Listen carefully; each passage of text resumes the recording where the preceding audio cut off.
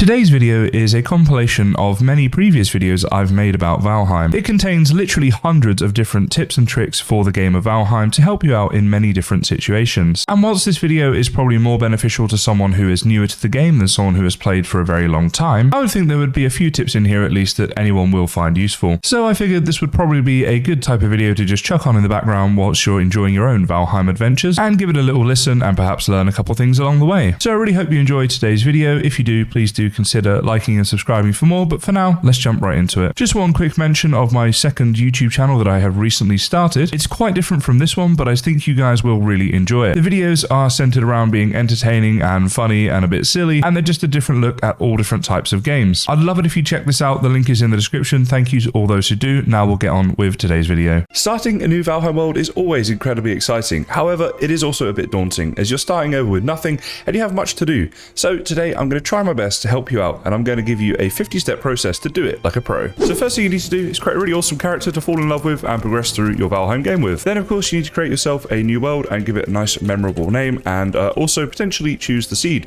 You can go online and find a bunch of different seeds that will do different things for you, like, you know, increasing the resources that you can find nearby or finding Haldor easier and all that sort of stuff if you wish. Today I'm just going to use a random seed because I actually think that is how the pros do it, right? No cheating here, guys, but also to show you that the 50-step process will work no matter what seed you get. So once you hit the spawn point of your new world, the first thing you should do is run over to this redstone right here and register the location for Antler. And boy, we've got really lucky. This is actually really close to us. Oh, and there's a grade off. Now, that can actually happen sometimes where you'll get a grade off. Just to say, guys, don't be scared. You can fight him. You see there, if I just run and hit him and then run away a little bit, he's not really able to get a hit on us. So we needn't take any damage at this point. We can just give him a good few hits until he dies. The next thing to do is make sure your vegetation settings are on low. So you can see the way the grass and stuff looks here right now. If I go into my settings, into graphics, put vegetation down to low, boy, that makes a heck of a difference. So now when we're running around, all the stuff that's on the floor we'll be able to find a lot easier. So as we're going to be exploring, what you need to do is make sure you pick up literally everything that you see. I'll come on to that in a bit more detail later, but having the vegetation down low makes your life a lot easier. So we're at our spawn point here, and the first question is, which direction should we go off exploring in? Well, to open up your map, I'd say there's a couple things to consider. First of all, it's worth exploring around the Antler location and just heading in that general direction,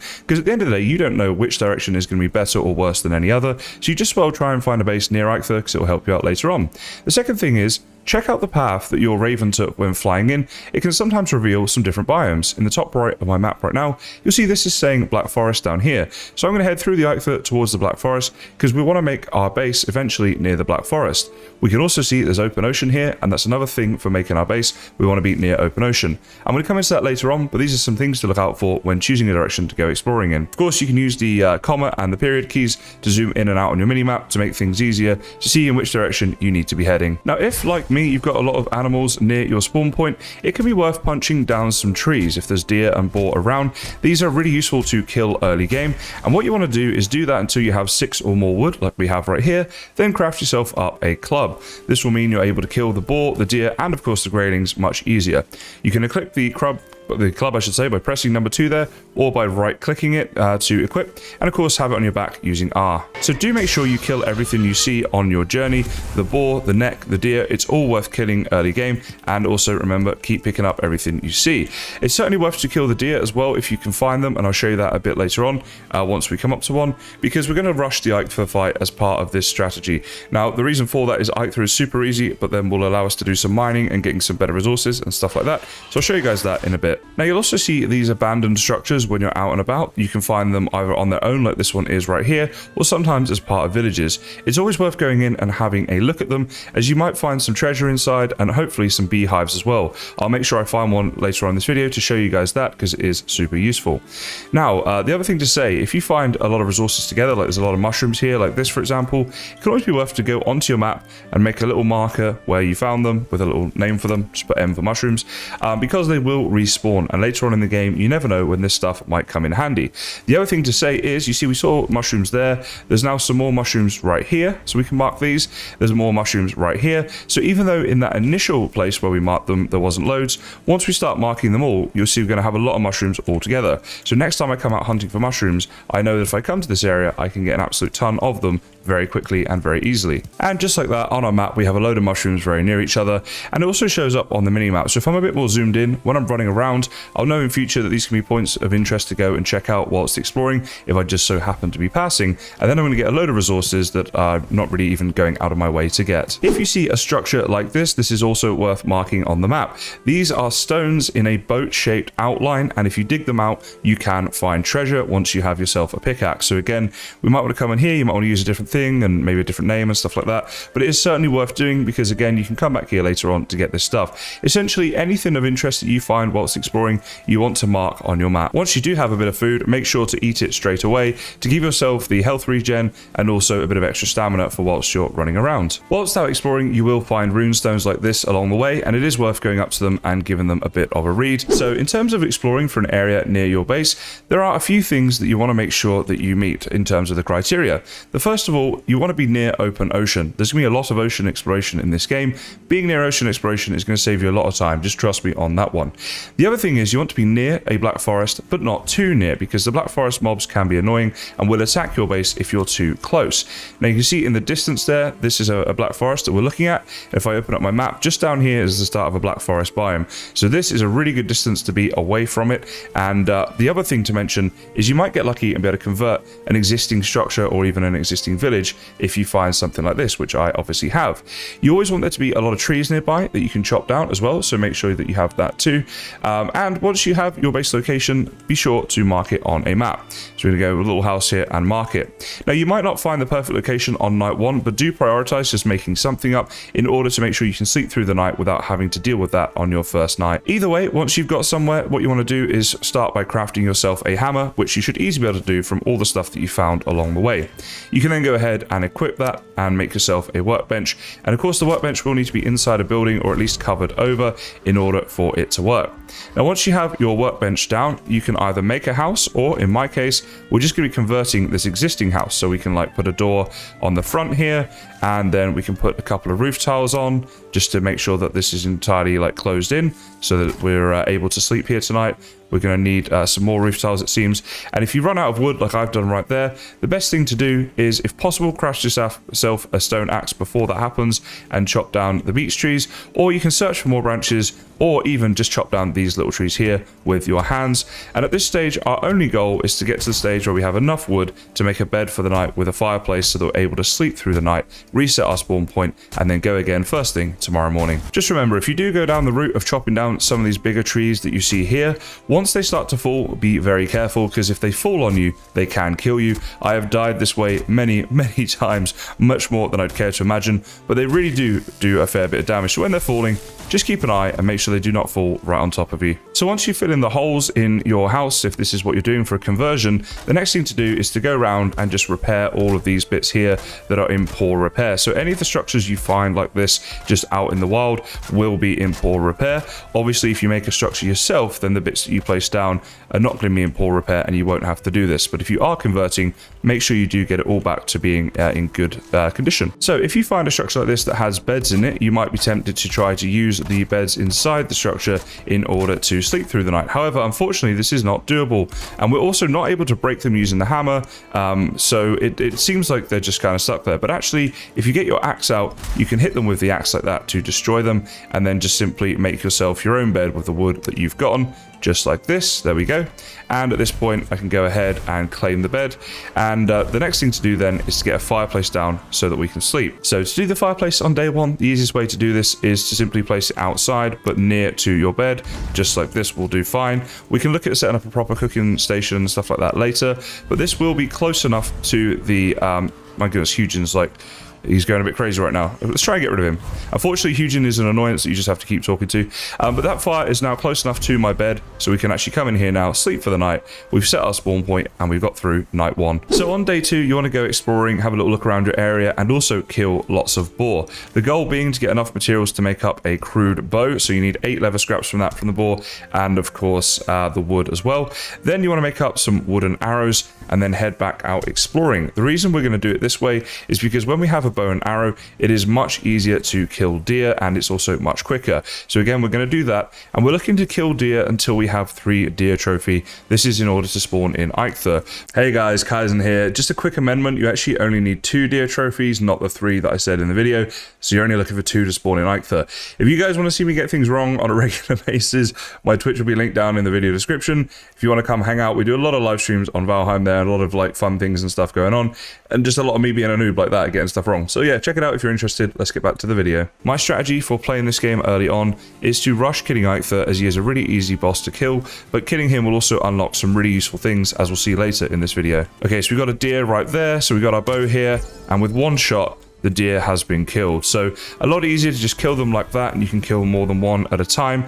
Get yourself all the deer stuff that you want, and we got lucky there and got ourselves a deer trophy. We now only need 2 more of those, and that's why we want the bow. It just makes life so much easier. So day 2 is all about exploring. Basically, we're going to go out, explore all around our area, and we're going to look to kill things. The main focus being on killing deer, but we also want to kill any neck and any boar that we see and get all of those resources as best we can. Looks like there's 2 here. You see, by shooting the deer as well, it didn't scare off the other one, and we are able to kill 2 deer there. And okay, we eventually scared the 3rd one, but still, it makes life so much easier. You'll get a lot more stuff this way. Now, another awesome use for having the bow is when you find these beehives that you'll see in the abandoned structures around the place. You absolutely want to stop and make sure you get these. These are going to give you the best source of early game food, and you see all I can do here is stand back and shoot them with my bow, and eventually they will break. Every time they break, they will drop honey and also a queen bee. Now, it's broken right now, but don't run straight over there because the bees are still around and will sting you. Just wait until the area clears. And there we go, we're going to grab some honey, which is the best early game food. So we're going to eat that, give ourselves lots of extra hit points. And up there's a queen bee, so we can jump up and grab the queen bee. And when we get home, the first thing we're going to make is a beehive, which I will show you in a second. But this is a really, really useful thing to have early game. And you want to try and find as many beehives as possible. So finding abandoned villages like this can be really useful. Do make sure you check out all of the houses in them and go through all of the chests. You get a lot of loot, and it's obviously very easy and free to get. Another option you have is to place down a workbench in the village and start taking down all the structures in order to get yourself a lot of wood. So definitely a thought if you want to do that. So with day 2 over, we managed to get ourselves a ton of resources, as you can see right here, and this is now all we're really going to need to start preparing for the Eikthyr fight.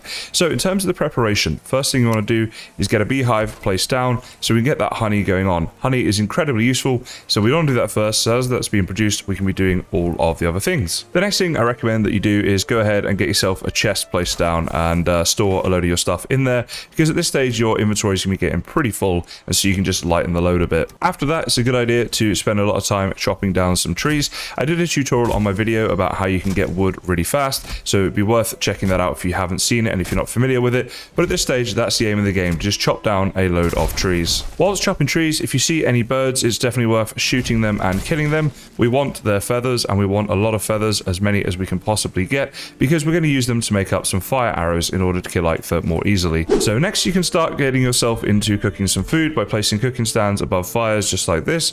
Now you can place up to 6 cooking stands above a fireplace if you're really careful about it. I personally like to have 5 because I find then everything obviously cooks in multiples of 10, which just like is nice. But then you just want to go ahead and throw all your food on and make sure it cooks, and make sure you don't leave it too long because it will burn and turn to coal. You want to make sure you're getting the food out of it because we need that food at this stage of the game. And there we go. Once it starts to cook, you can take it all off and you got yourself some cooked meat, which will be a really good food source early game. And then you can go ahead and continue to cook it all up until all of your food is cooked. If you find yourself in the position I'm in, where I've only got 2 of the neck tails that I was able to cook up, what we want to do is save those for the fight. We're going to use them then, don't eat them now. And the fight's going to be cooked meat, cooked neck tails, and also some honey, which is of course being produced by our bees over here. Obviously we're still waiting at the moment as we only just placed it down, but we will have some of that in preparation for the Eikthyr fight. Another thing to do in preparation for the Eikthyr fight is to go ahead and make yourself up a deer rug if you have enough hide for it. If we can increase the comfort of this area, it makes sense to do it, as we'll get a better rested buff, which helps with the health and stamina regen, and that'll be useful for the Eikthyr fight. Next up, you want to make yourself a chopping block. If you've been picking up everything along the way, as I said, then you'll have the 10 flint needed to do this. It just needs to be placed somewhere near to your workbench, and what it does is it upgrades the workbench to a level 2 and allows us to make fire arrows, which is what we're going to look to get into next. But in order to do that, we are going to need 8 resin per 20 arrows. And so in order to get resin, we're going to need to go into the Black Forest biome and kill ourselves a load of grey dwarfs, which is why I said it's pretty useful to to live near a black forest biome. It's one of many reasons, to be honest. There is a lot of resources and things you'll need a black forest biome for. So we're going to head on into ours now and kill a load of grey dwarfs to get that resin. If you're struggling with grey dwarfs, if you find a lot of them all at one time, by holding a torch, they will not come near you. They will still run away and look to throw things at you, but right here I can get super close to them and get a load of hits on them and kill a load of them without them doing any damage to me. So if you find a pack of them, it can be worth just getting your torch out and doing that, and yeah, then you're nice and protected for the most part. Do be careful of trolls when you're in the Black Forest. If one comes at you and you're not prepared, simply run away. You will easily outrun them, and they're not worth fighting until you are ready. That being said, trolls are also quite useful because they drop troll armor. So if you've got a bow and arrow, it's probably worth actually fighting them if you've got a good few arrows. I currently have 27 flint arrows on me because I just happened to find them from all the exploring that I'd done. So we're just going to do this. We're going to range the troll like this, get a good few hits in on him, and this will give us a nice piece of troll armor for when we're fighting Eikthyr, which is pretty useful armor to have. Incidentally, I do have a guide video on my channel which teaches you how to fight trolls easily if you want to see this in more detail. And just like that, we've got our troll killed, and we're going to get ourselves here a nice bit of troll leather there, or troll hides, in order to make the troll armor up with, and we also got some coins and a troll trophy, so not bad. Okay, so with the resin and feathers and things now, we're going to make up a load of the fire arrows. So let's go ahead and make them up. We can make, I believe, 3 lots, so then we'll have 60. What are we missing out on here? Oh, inventory is full. Oh, it can't stack on there? Okay, we'll just get rid of those for now. Craft these up here. 20, 40, and 60, and that's all of our resin done. And then what we're going to do is make up a ton of wood arrows as well as our backup, because we'll probably need more than just the 20 that we have there. Another good thing to do before fighting Eikthyr is to upgrade your bow, as this could be useful later on. And then what we're going to do right now, we've just got the level 2 bow like that, and this is going to be enough. Okay, so day 3, I've woken up, I've put all my storage stuff away. I've also upgraded my bow to a level 2 crude bow, and that is all we're going to do in order to fight Eikthyr. So this is all I'm taking with me, guys. We got 1 honey, we got a bit of food here, we got the 3 deer trophies to spawn him in, 60 fire arrows, and 100 just wooden arrows. That's all we're going to use. I don't even need to take any of this other stuff with me. He's that easy. So we're going to head over to his altar now, spawn him in, and kill him. Okay, so here we are up at Eikthr's altar. So what we want to do now is go ahead and eat all of the food that we can eat here, like this. Wait for that to take effect a little bit. And then we just need to, let's get rid of Hugin as well. Then we just need to look at the altar here. If we put the deer trophies up to, say, number 6, we just press number 6. And we'll spawn him in. We've got our bow at the ready. We're going to right click the fire arrows to make sure we're shooting those first. And heading through trees, if there's trees nearby, which there always has been for me, is definitely useful because you can sort of hide behind the trees a bit when you're fighting him. So there we go, he spawned in, and we're going to go ahead, and you want to make sure you're being accurate with your shots. That's the main thing in terms of this working. So there I got a little bit too close to him, but even that didn't do too much of a damage to me. And when he gets close, he stops to do his attack, and you can run away. As you can see, I've got him down to almost 1/3 health at the moment, or by 1/3 of his health, I should say. And all we've got is a crude bow at level 2 and fire arrows. That's all we're doing this with. And just like that, guys, he's dead. And it was really, really simple. Didn't cause me any problems really at all. So why am I rushing the Eikthyr boss so much? Well, there's a couple of reasons. Let's grab all the stuff that we've got here, make sure we've got all of that. There we go. So the hard antlers are useful because they're going to give us what we need in order to make our first pickaxe, which will unlock the Bronze Age to us, and it is definitely worth rushing this before you start doing any kind of serious resource gathering, and I'll show you why that is in a second. The other thing as well is the Eikthyr trophy that you get from killing him, which we're going to run to spawn now and put up. That's obviously the next step in the 50-step process. And that is going to give us the stamina and health regen buffs that we get when our Eikthyr ability is activated. Again, super useful for everything you do in the game pretty much. So given such an easy boss, well worth doing. Now, as you see there, I got through, I think, 1 extra steak. I didn't even use the 2 necktails. Used just the 1 honey, and I killed him with 29 fire arrows and a level 2 crude bow. So this is why I was saying, like, it's well worth rushing him. It's really easy to kill him, and it has a huge payoff in terms of the reward that you get versus the risk that there is of, like, you dying or whatever, which probably won't happen. And there we go, we've done the hook there, and we can activate that power, and we get that extra stamina buffs and that from this, which is obviously very, very useful. And we're going to activate our Eikthyr ability right now for our journey home, and then we're going to get on with getting on with the next steps. Next up, it's time to start a boar breeding process, and the best way of doing this is to stay somewhere near your base, but give yourself a little bit of space as well around here, and try and find a bit of an open area. I'm actually right in the middle of forest, which is rare. You normally won't have that sort sort of issue. Then we can go ahead and place down a crafting bench and build a little bit of a pen to keep the boars in. So what we're going to do is build it 2 this way like this, and then place 2 this way like this, and 2 this way like this, and then finally 2 this way like this. Now what we're going to do in a second is go and get some boar, and we're going to trap 1 boar in here, and we're going to trap the other boar in there, and I'll explain why that is in a minute. But this simple little structure right here is the first step into breeding boar. And okay, here's a boar, very good. We found one quickly. In fact, there's 2 here, so that's great. We've got 1 for later. If you can find a 1, or if you're really lucky, a 2-star boar, those are preferable. But any boar at this stage of the game is good, just to get your breeding process underway, and you can start farming the meat and the leather scraps. So we're just going to get to chase us. You'll sort of chase and then run away and chase again. And as I say, we're going to do this until we get back to the pen area, and then I'll show you what to do. Okay, so we're back at the pen. The boar is somewhere around here. He'll keep chasing us. So with this selected, we just want to come back here and let him run until he's in this pen, and then we're going to place this down. So here he is. Come on over, dude. There we go.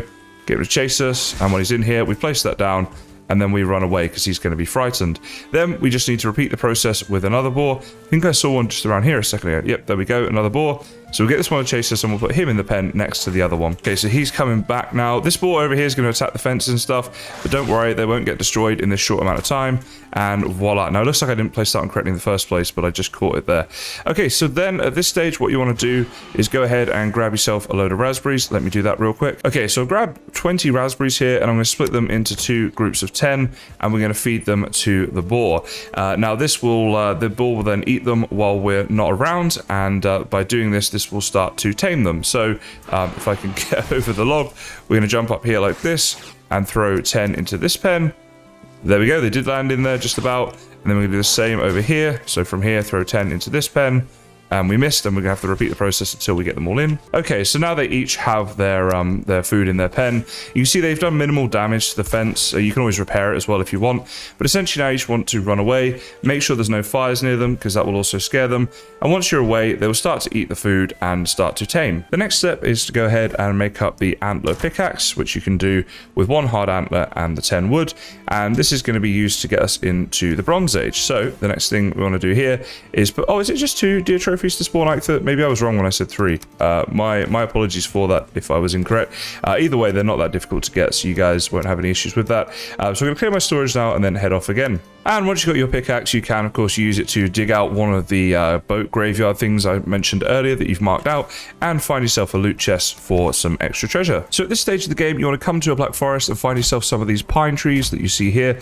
They can be chopped down with just a stone axe, and what we're going to get from them is some core wood. Now, at this stage, we don't actually need too much of the core wood, but we do want 20, and I'll show you why that is in just a second. So now with your 20 core wood, you can make yourself up a Stag Breaker. You see you need 20 core, 5 deer trophy, and 2 leather scraps. You also need your workbench to be at level 2, but of course we did that earlier in the episode. Now the reason you want the Stag Breaker is this is going to be very useful for when you're exploring burial chambers, which is the next step as we're looking to get some certain cores, and you really need 5 of them. If you can get 10, that's amazing. If you get 5, it is enough, and I will show you that in a bit in this video. But first, let's talk about the gearing up for going off to the burial chambers, which are found in Black Forest biomes. You'll have to explore around. I'll show you later in this video what they look like. But the things you want to take with you are, first of all, a wooden shield. The reason for that is it can parry, and you want that instead of one of these wooden tower shields, for example, as they don't have the parry ability. Now, when you craft a wooden shield, just a little tip here, you can go to style and choose a different color if you want. You see I went for a red and black one just there. The other thing that you want to do is make sure you're taking your bow with you and some arrows. A good amount of arrows is never a bad thing to have. So I've got some fire arrows here, the flint ones that I found, and of course those wooden ones we made earlier. A torch isn't a terrible idea, as it can get a little dark, although most of the time you're not going to want to have a torch wielded. You'll want a weapon wielded, so I'm just mentioning that you might want it, but it's not essential. You can also take your Antler Pickaxe, because after we've done the burial chamber, we are going to grab ourselves a bit of copper and tin ore, and again, I'll come on to why that is later. You want to take a club, as these are good against skeletons, and of course you want to take a good amount of food with you as well, whatever food you've got. So cooked meat and raspberries, and also some honey from the honey farm is what I'll be taking. Instantly, you'll see I've now got these 2 extra beehives here from doing a bit of extra exploration. Do make sure you don't place them right next to each other. I've left this bit of space in between them on purpose, as they are less productive if they are too close together. Whilst exploring the Black Forest, if you do see any blueberries, do make sure to pick them up. Similarly, if you see any carrot seeds or thistles, do get all of those as well. They will definitely come in handy later on in the game. Incidentally, this is what carrot seeds look like in the Black Forest biome. They're very handy to have, so do make sure you pick them up when you're exploring. Now again, it can be worth marking things on the map whilst going through the Black Forest biome. So right here we've of course got a copper deposit, and I should have marked the blueberries earlier as well, so make sure you do that. It's just good to know where stuff is, because later on in the game it could be very useful for you. Now if when you're in the Black Forest you see a structure like this, it's definitely worth going up here and getting the tablet there and selecting that, because it will give you the location for the Elder Boss. So that is how you're going to do that. The other thing to say is these barrels right here, let's grab one of these, we can smash these open, right, and you get a load of stuff inside there. You see we found some coal inside, which is really useful, and some other stuff, so definitely worth checking these out for sure. And I also smashed up the stool right there, which gave me a little bit of fine wood. Not really going to do that much, but it does unlock some new recipes for us later on in the game. We're going to come more into fine wood later on, but I just wanted you to know that was a possibility. Now, if you find yourself a grade of spawner, like you see over here, you want to make a note of where this position is, because you're going to need this to get the seeds to spawn in the Elder. This is one type of burial chamber that you can find, and I find these to be the more common of the two types, but there is another type which you can find as well. And this right here is another type of burial chamber that you will see, a bit more buried and sort of hidden in the hills there, as you can see, but it will still provide the same drops and things that you can expect elsewhere. And the Stag Breaker can be used even here when you've got multiple mobs to get a good few hits in on them all while they're attacking you, because it can be difficult to sometimes kill more than one mob at a time. And as you see there, we got a good few hits on those, and then we can just go back and, oh, I actually punched him to death, but I meant to get a club, but you guys get the point. So once we've cleared out the skeletons outside, we're going to head on in. So again, make sure all your food is eaten. If there's anything you can eat, make sure you do. And I like to go in with my shield and my club at the ready, and I save the Stag Breaker for when I need it. So we're going to enter in here now. And here we go, burial chambers. Now, whether you find the first type I showed you or these, they all look the same on the inside. Let me go ahead and get my torch equipped so you can see a little bit better. But you'll have a door to the left of you, one in front and one to the right, and at this point you just need to explore, and that's what I'm going to do now, and then show you everything you can expect along the way. So first up down here, we've got a skeleton there waiting to get us. So when we see this, we can just get him to, oh, okay, he's actually got a bow. So some skeletons have bows, others are the melee that you see there. So we can come around here like this and just like parry him, and then give him a couple of hits and kill him, and then we'll take care of the one with the bow. So here he is. Again, we can just block that, get a few hits on him, and there we go, we've actually staggered him there, and we're going to kill him. So that's why we like to have the club, as it is good against skeletons. There's another one there. You see, if I hide around the corner, the one with the bow will come close to us, and we can just block and kill him when we want to. You'll also find these yellow mushroom things around on the floor. It's worth picking them up, as you will need them later in the game. Now, through this door right here is a spawner. So what I'm going to do is, I've opened the door, and whenever you get to a door in a burial chamber, it's not a bad idea to open it and be prepared to shut it again like that. So I'm going to get my Stag Breaker, I'm going to open the door, and I'm going to go in and just do a big hit straight off the bat there. And that's going to attack both the evil bone pile that you see there, which is the skeleton spawner, and any mobs nearby. And with a good few hits on here, we're going to kill most of the mobs and the spawner too. And then we can get back now to just blocking here. This is a 1-star skeleton, so he's a bit more tough. And then we can block him though and give him a good few hits until he dies. But by destroying the spawner, it just means that we're not going to have more spawning in here. And you'll also find loot rooms like this, and these things right here are what we're looking for. These are the circling cores. As I said, you want at least 5 of them, but 10 is preferred. And of course, you can loot all of these chests as well.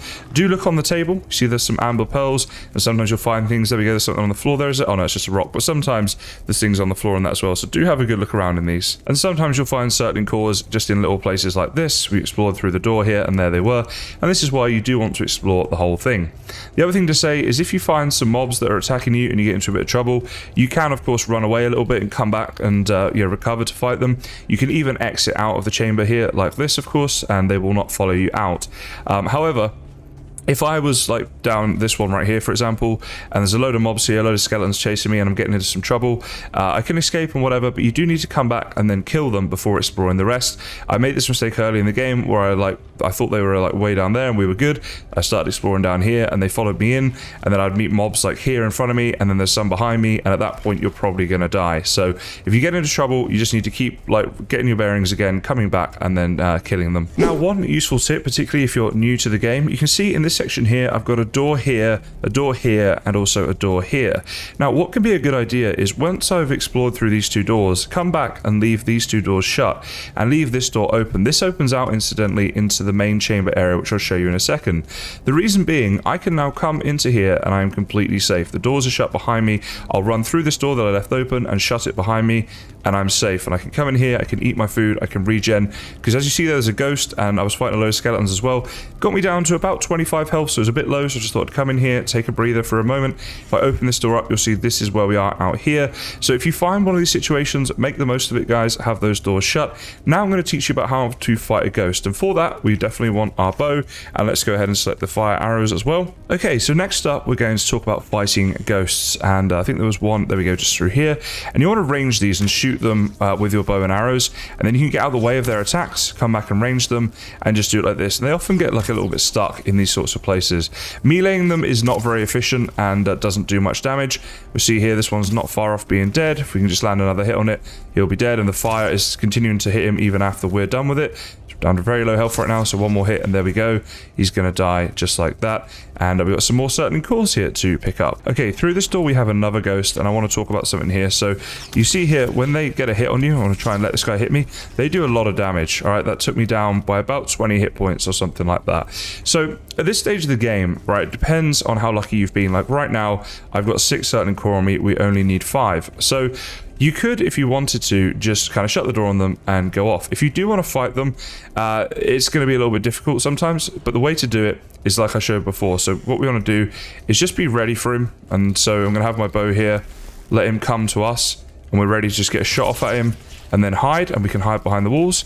And he's coming here, and you see he's chasing me through. And then there we go, he's gone again, and we're just waiting here so that we're ready for him. Okay, I think he disappeared. I think we might have actually killed him, and we're going to get those extra certain cores. Now, this brings me on to another point.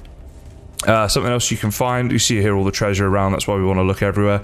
But this thing right here, this is how you're going to get the Elder location. It's another way of doing that. So you do want to make sure that you look out for these sorts of tablets in the burial chambers, because they can unlock the Elder location. So just before we leave, I just want to say one final thing. I've explored a few of these chambers now, and I've not been able to find one of these to show on cam, but you sometimes will see like a glowing green skeleton.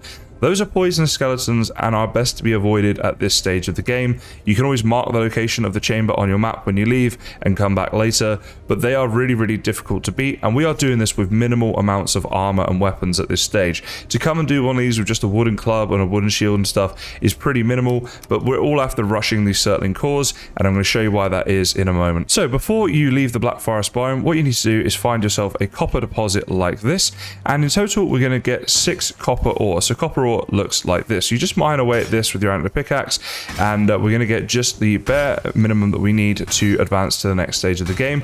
And again, I will show you why that is in a second. So you just keep mining like this and it breaks away, and sometimes you get some, sometimes you get a couple, sometimes you get one, sometimes you get none, and we got none just there. So we're just going to keep doing this until we have the 8 copper ore. Okay, so you can see here we've got the 8 copper ore, and the final thing we're going to do before we go is get some tin, and here we go, some tin right here. So tin looks like this, and is always found somewhere near water. Obviously we've got the water just here, and we only need 1 tin ore before we go back. And again, I'm going to show you what this is for in a second. There we go. But as I say, the tin will often drop 3 or 4 per one. So once you find one, you're good. So you've got your 8 copper, you've got your 1 plus tin ore, and you've got your 5 or more certain cores. And at that stage, you're ready to leave the Black Forest and head home. So now that we're back at our base, what we're going to do is use the certain cores in conjunction with some stone, and we're going to make a charcoal kiln and also a smelter. Now, you'll see here these take 5 certain cores each. If you only manage to get 5, here's what you need to do. Place down your charcoal kiln, just like this, and then you want to put a load of wood into it. So I'm just going to put 1 in now to show you, but you can see you can have 25 at a time.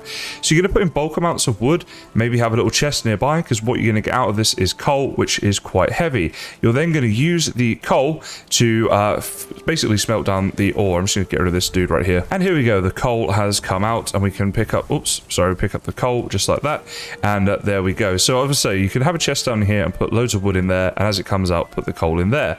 Then what you can do is go ahead and break this, and you will get the 5 certain cores back when you break it. So this is why you only technically need 5, because you could then just go ahead and place down your smelter, which is the next stage, and use your coal and stuff in the smelter. So at this stage, you've got yourself a good load of coal, you've got some of the copper, and you've got some of the tin.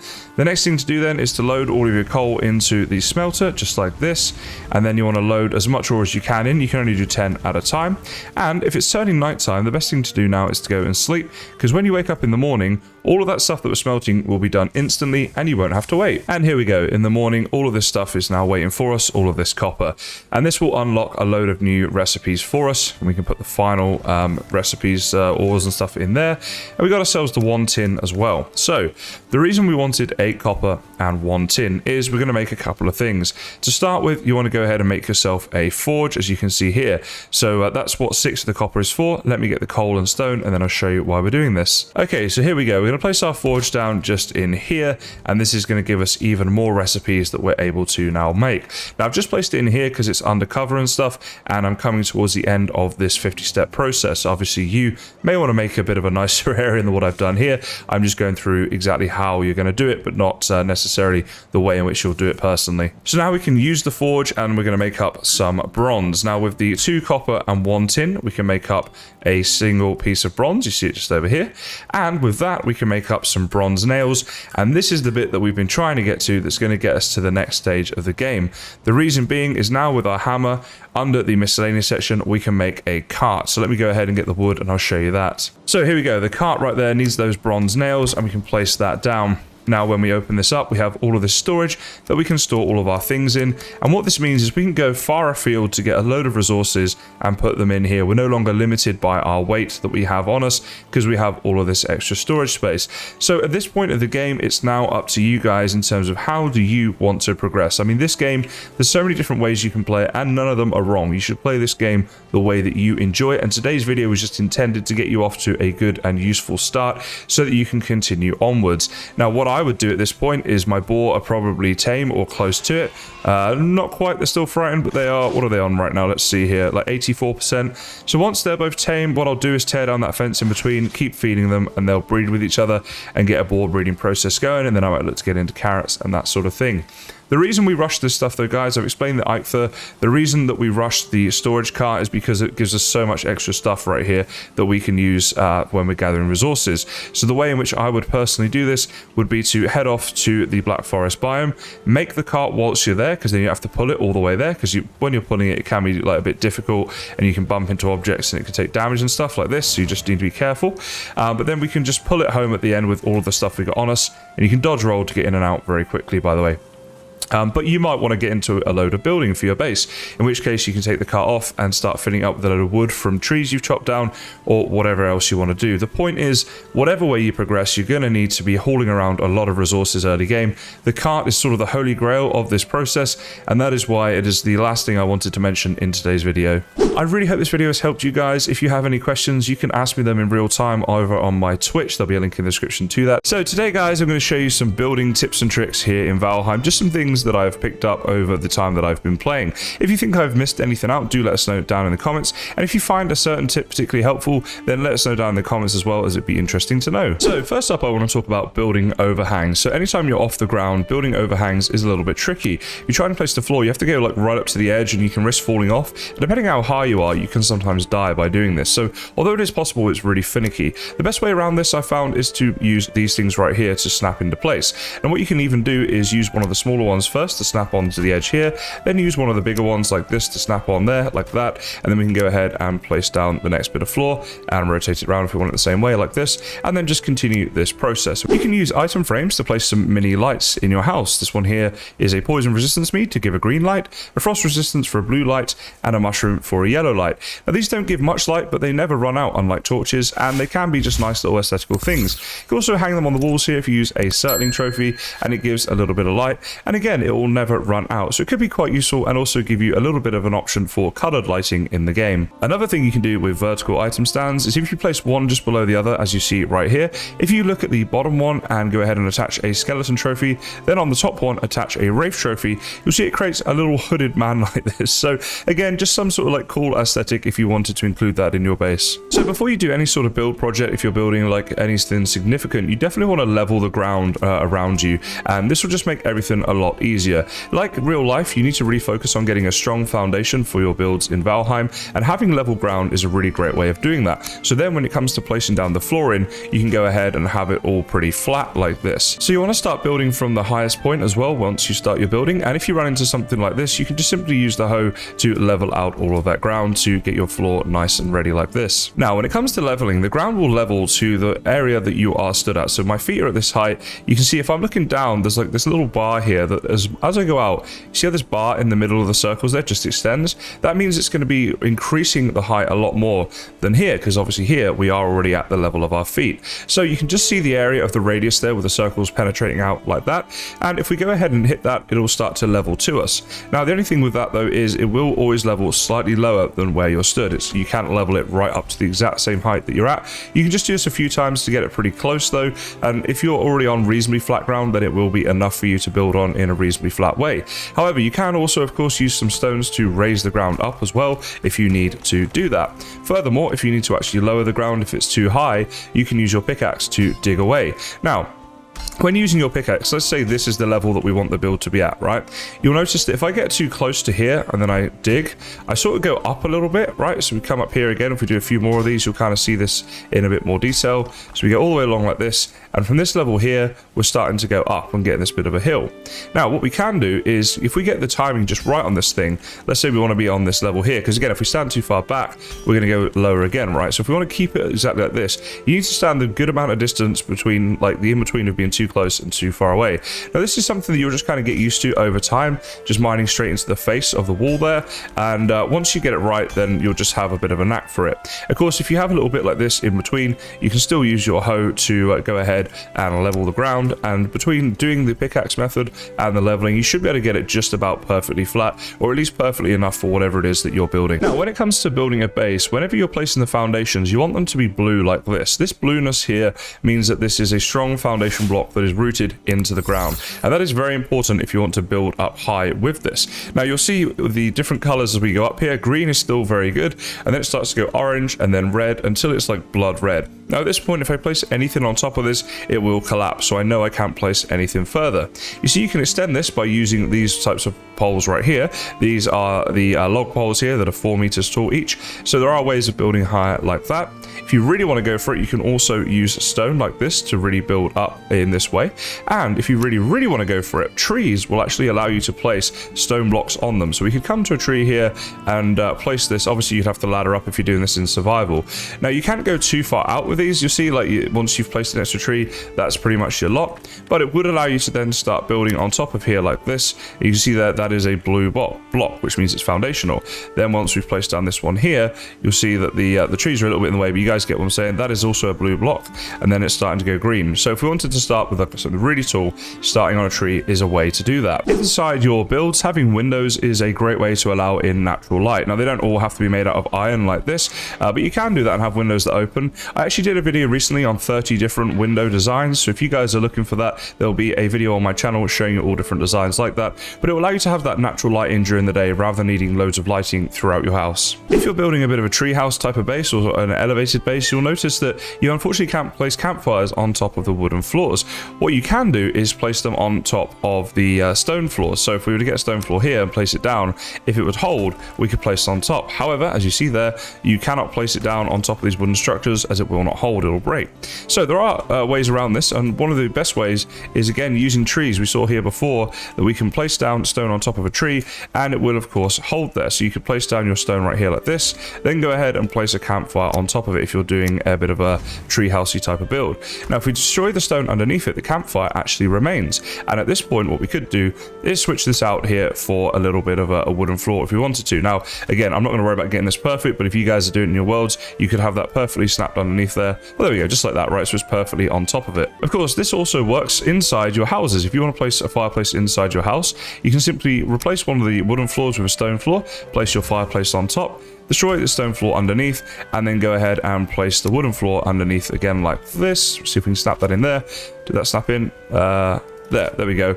And we'd have to get this a little bit better if we were doing it, but you guys get the point. You can do this in your base to have an inside fireplace if you wish. Another little trick with the campfires is once you place a cooking stand on top of them, if you want to, you can go ahead and place the meat on top of them, then go ahead and grab your hammer back out quickly and destroy the fireplace underneath. Now what this will do is allow you to hang meat if you want it just hanging around your base, just for that aesthetic.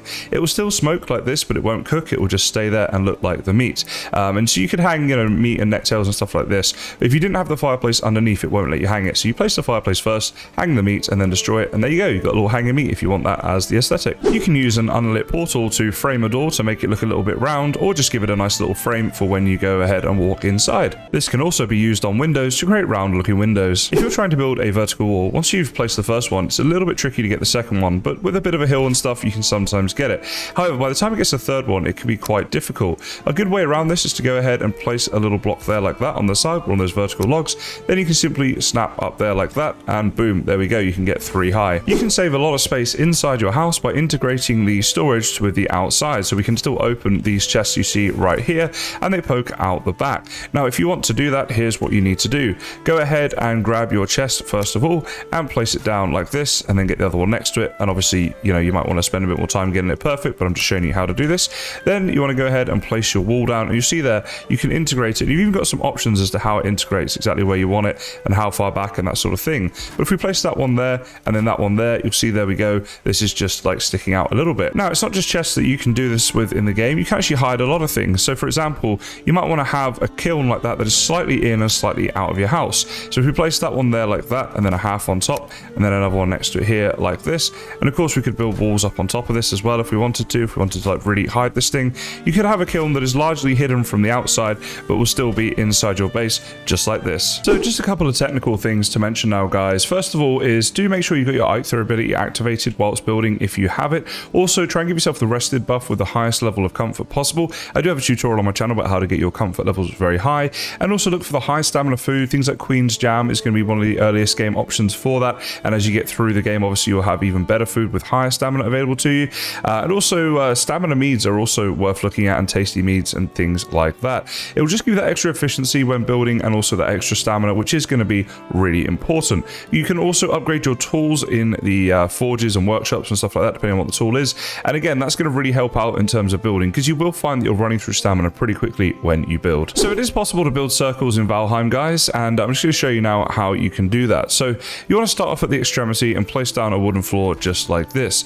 Then you can do just one click like this and snap it here, and just go like this the whole way around. So each time you get there, you just snap it once. Let's go over to this side and show you what I mean, because it's a little bit clearer. So from there, we just go once there and snap it to the corner, get that lined up, rotate once there and snap it there, and then again the same. And we just do this the whole way around, and eventually once you've done that, you will have as close to a perfect circle as you're going to get in the game. So you'll then have something that looks a little bit like this, and then of course you can just fill in the insides like this if you wish. Best way of doing that is just to do a bit of a cross in the middle like this that snaps in place, and then you can just snap onto the corners of the cross just like this. We have this one here, one in here like this, like, oops, that one there just left the snap at the end, but like that, and then like that. And so then you've got a circle base to build up from. You can build walls up around your circle by just snapping it onto the floor points as you see here, and it will again create that pretty much perfect circle, as close as you can get to a perfect circle in Valheim for sure.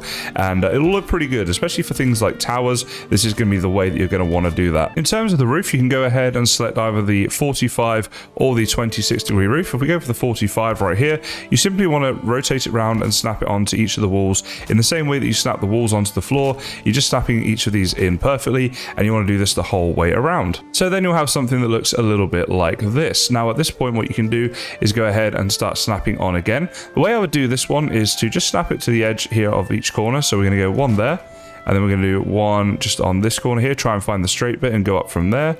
So that's going to be roughly about there. Do the same here. like this, and the same here like this. You get these 4 corners done first. Sun's in our eyes for a bit for this one, but there you go. You guys can see what I'm doing there. Then at this point, you can go around and do the infill. So you can just snap it onto the little bits below, making sure you cover up all the holes. Again, there's gonna be a fair bit of overlap on this point. So I'll show you again here. Sun was a little bit in our eyes there. So hopefully this will be a bit clearer. So we can snap that one there, and then come over here and snap this one in over here.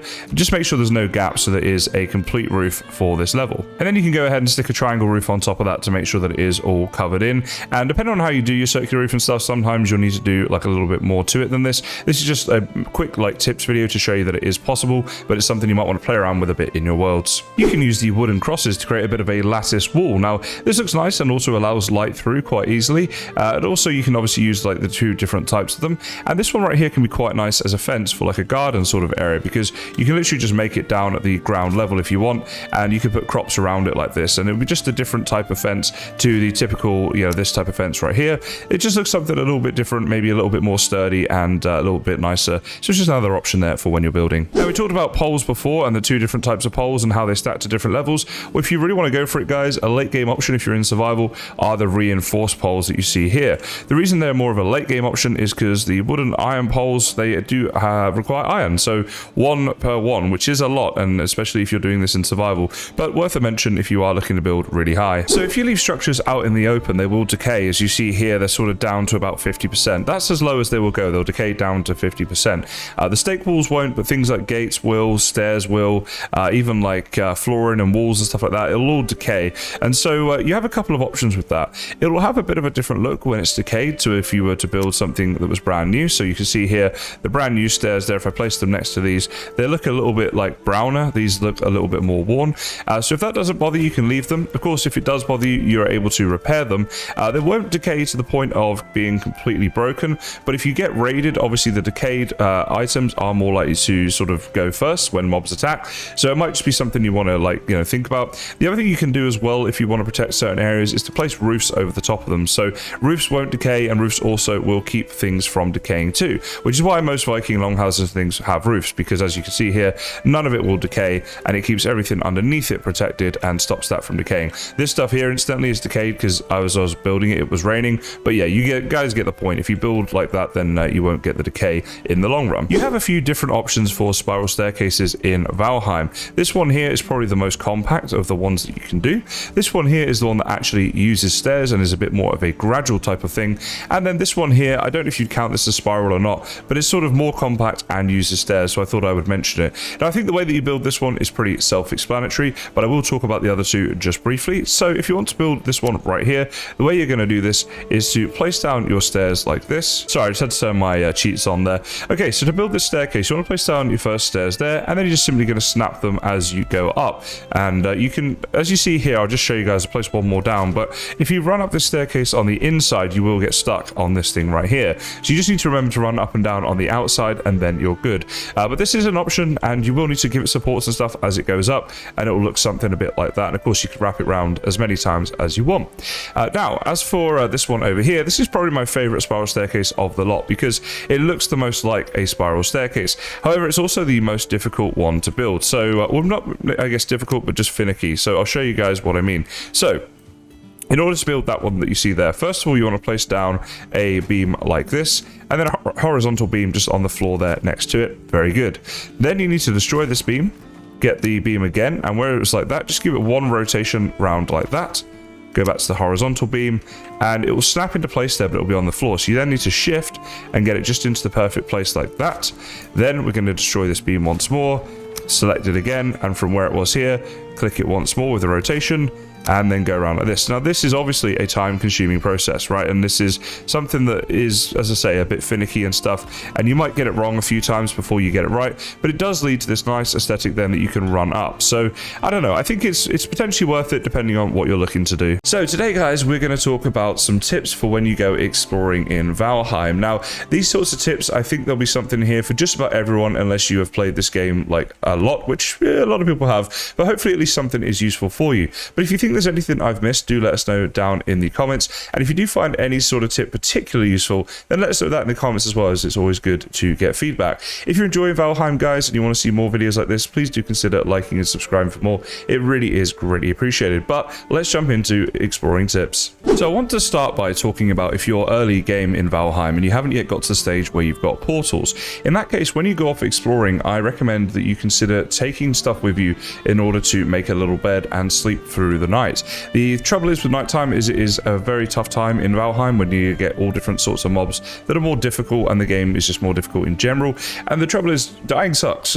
So I recommend that if you're going to explore before you have portals, you do consider that at least, because you won't have the best like gear and food and that sort of thing. One thing that will help you out with this to ensure you need to take fewer materials with you is you could convert existing structures that you find in the game. So something like this in a Black Forest, or you might find the little villages and things like that. You'd only have to do some minor changes to these sorts of areas in order to get a bed and fireplace down and sleep for the night. So then you'll have to take less with you. As such, if you're out exploring before you do have a portal, I recommend that, particularly as it's turning nighttime, you make a little mental note of any of the locations that you find. And of course, you can always open up your map and double click to mark them with an icon. So before you go off exploring, one thing that is useful to do is have a portal ready as a spare portal.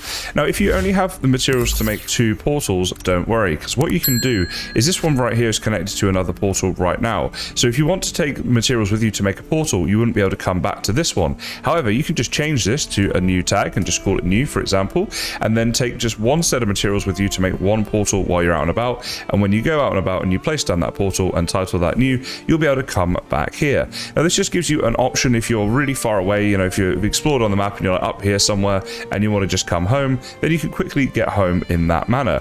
However, there are some other things you can consider, which is you might want to travel super light. And by that, I mean, don't take your best armor and your best weapons and tools and stuff like that. Treat it as more of a scouting mission where you can mark on the map anything you find of interest, and then you can just simply kill yourself to come back to your spawn point, which is marked on your map by a bed. So you set your spawn point by sleeping in a bed. So if I've slept in this bed, when I get up in the morning, I could go off exploring, and then when I'm at the point where I've had enough and I want to come home, I could simply kill myself. Now, of course, doing this means you will not be bringing back resources with you, but if your goal is simply to explore and mark out an area, then this is an option. However, if you are planning to explore and come back, then as I say, try to get yourself the portals set up. It's not that difficult to get enough materials for 2 portals. Bear in mind as well, if you have a smelter and a kiln, you could always just destroy one of these using your hammer to get the certain cores if you're low on those. I also did a video on my channel on how to get certain cores if you want that, and that'll mean that you can then teleport back. Now, the other thing to consider is when you're exploring, you might die, right? Like, it can happen, especially when you're exploring new biomes and things. So it's a good idea to have some chests near your portal and just put stuff in them, like backup armor, backup food is another good thing to have. Maybe even some meads, you know, depending, because obviously like stamina and things like that can run out. So definitely consider that, so that when you die, you simply come to your chest, get yourself restocked up, and then go back to your death point. Now, on your death point, if you die on a map, the death point will only last for 1 death. So what I mean by that is, let's say we got a death point like here, like this. This is our death point, for example, right? And we're trying to get back to there and we die. What will happen is our new death point, let's say we die here, our new death point goes there, and then this one gets deleted automatically, meaning if you haven't marked it, you won't know where it is. So when you've got a death point like this on the map, be sure to get your own little marker point and put it in there like that. Of course, the death point is a skull and bones when you get one naturally in game. I'm just showing you for example, but it's a really good idea to mark your death points out, particularly if you've gone with all of your good stuff on you, because it really sucks to lose that death point and lose all of your things. The other thing to say is research the biomes that you're looking for. So if you're very early game, really what you can be looking for are the Black Forest biomes. If you're starting to get to the point where you've defeated the Elder boss, then you're going to be looking at a swamp biome, and then after that you'll be things like plains and ashlands and whatever else.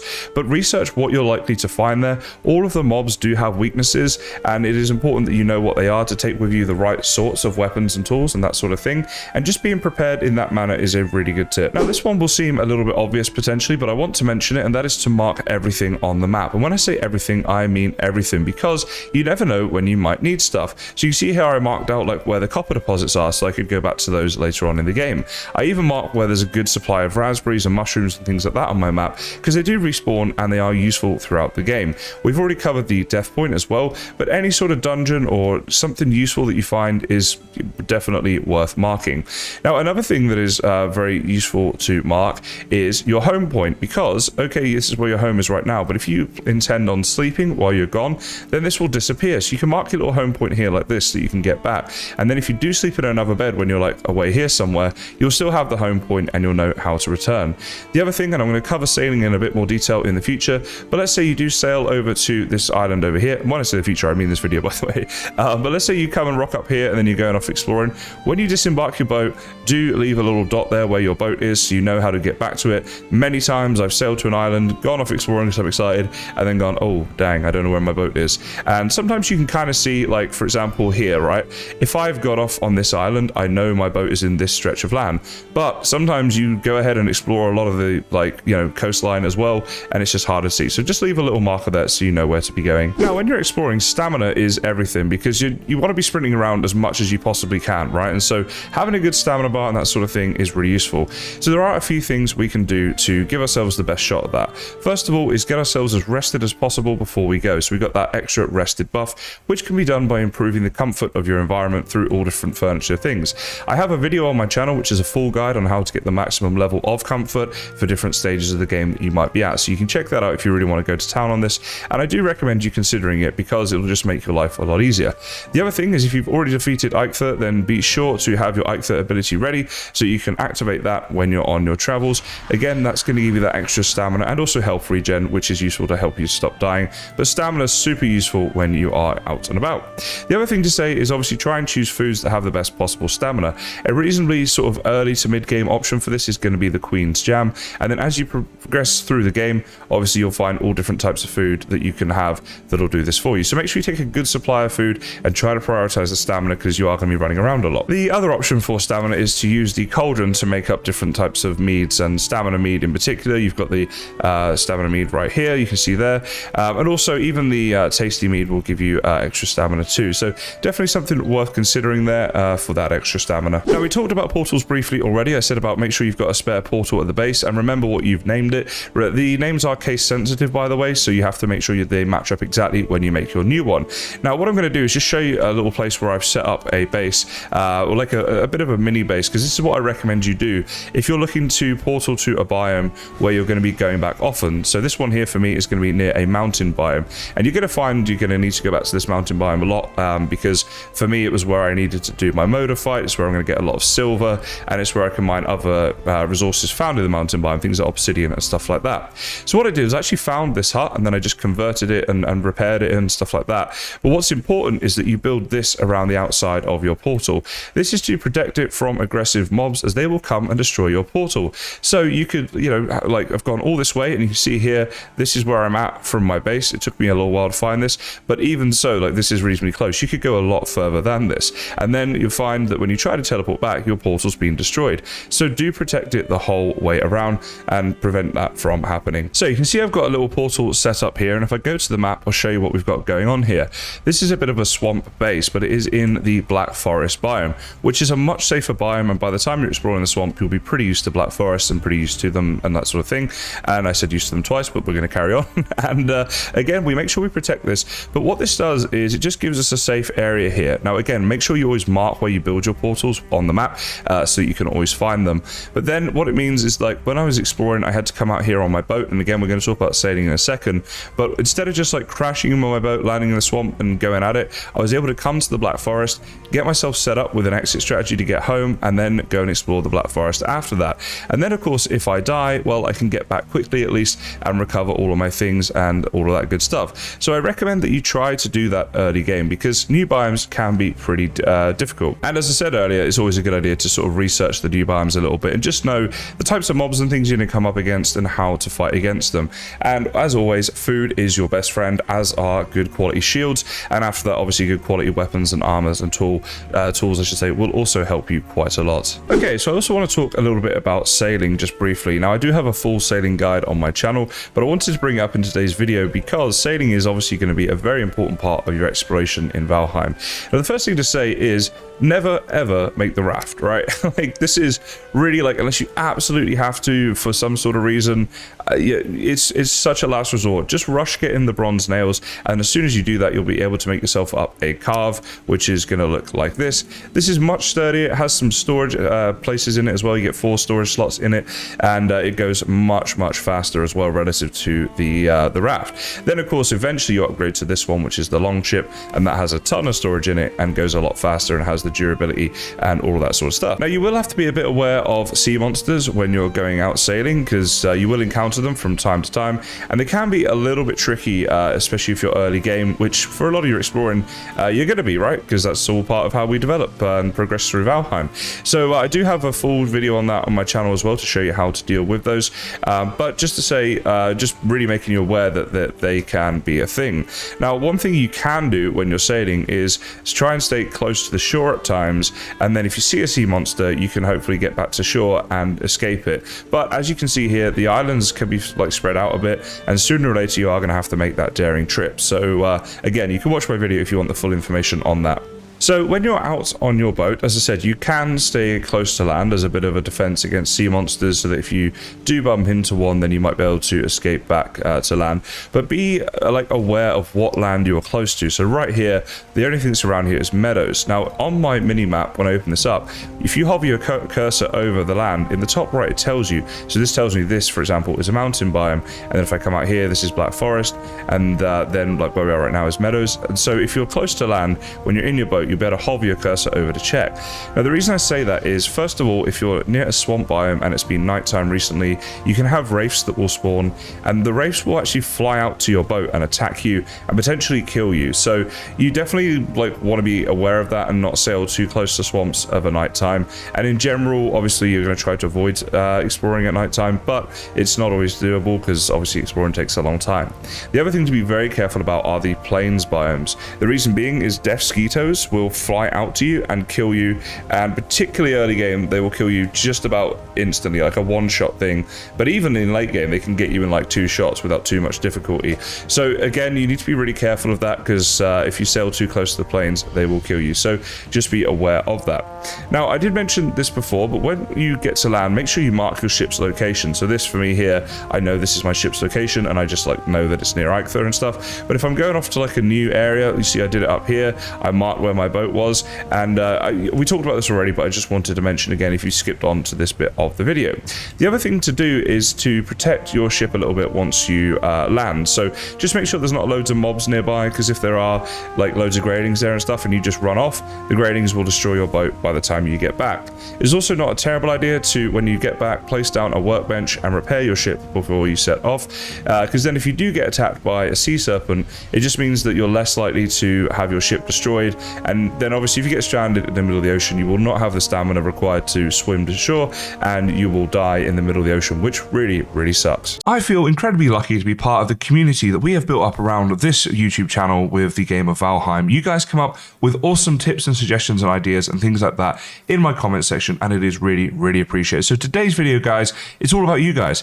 It's a video of 7 tips that have been suggested by you guys in my comment section. I recently did a video where I talked about how the obliterator can damage mobs that are stood around it, and we demonstrated that in a few cages here. But this comment from Coffee Demon right here says that if you get the obliterator to damage a mob that stood basically on top of it, it will do huge damage to that mob. So today we're going to put that to the test. So let's try that out. And there you go. You can see that the Grey Dwarf at the top there took massive damage. It in fact did kill him, and the Grey Dwarf down the bottom took some damage. By the way, this one here has been hit a couple times. That's why he's taking more damage than this one here. But basically this does work. So if you do pull the lever and you somehow manage to get a mob trapped right on top, which is tricky to do in survival mode, but not impossible, it will take massive damage. So you could make up a bit of a cool mob farm in this way. So next up we have a tip here from Porus9, and it's quite a big message there, quite a big comment, but basically what it entails is kiting different mobs from different biomes into others. So for example, right here we got a swamp, nearby we have a black forest. So you could easily get a troll and kite it from the black forest into the swamp, and when you do so, let's see what happens when the troll fights against these mobs. Okay, so here's the troll, and he's going crazy on the blobs, and he'll get to the dragons in a second, no doubt, as well. So basically, if you can kite the troll over, he'll do a lot of damage against these for you, and you'll get a load of the drops from the different mobs here without doing any fighting yourself, right? He's just taking care of business. And obviously this works works in all different biomes. It's not just like a troll bringing it into a swamp biome. You know, you can do the same with locks, or troll into like plains biomes and stuff as well, just depending on if you get them nearby. You see there, he only took like less than half of his health, and it's only a normal troll. If you had like a 1 or a 2-star, it'd be even better. But yeah, definitely a tip worth mentioning. So a big thank you here from the Bearded Scotsman for this awesome comment, and it revolves around tar pits. So as you'll see right here, I cannot pick up this tar because it is stuck in the tar. So you can drain all this off if you want to, but apparently we can just use a hoe, and we're going to try that right now. So right now I'm just leveling with the hoe, as you can see. Let's level across here, and oh, it's still stuck. Maybe we can get this happening. I haven't, this is me testing this for the first time, by the way, so we're sort of testing this together, guys. We're adventuring here. Can I get that now? Not quite. Okay, maybe I just need to, oh, there we go, we got it. Okay, that one there worked. Okay, so it took us a little bit of time to level it enough. Let's keep trying. Okay, there we go. Yeah, so all right, so it seems the ones on the, oh, that's a growth trophy. That's not even tar. Oh, never mind. But it does seem the ones on the edge here, there we go, that was tar that time, we're able to get by just leveling these things out. Now, I think for some of the deeper ones, though, what we're going to need to do is actually raise the ground up here. There we go. So if we raise the ground up, then the tar should come with it, I think.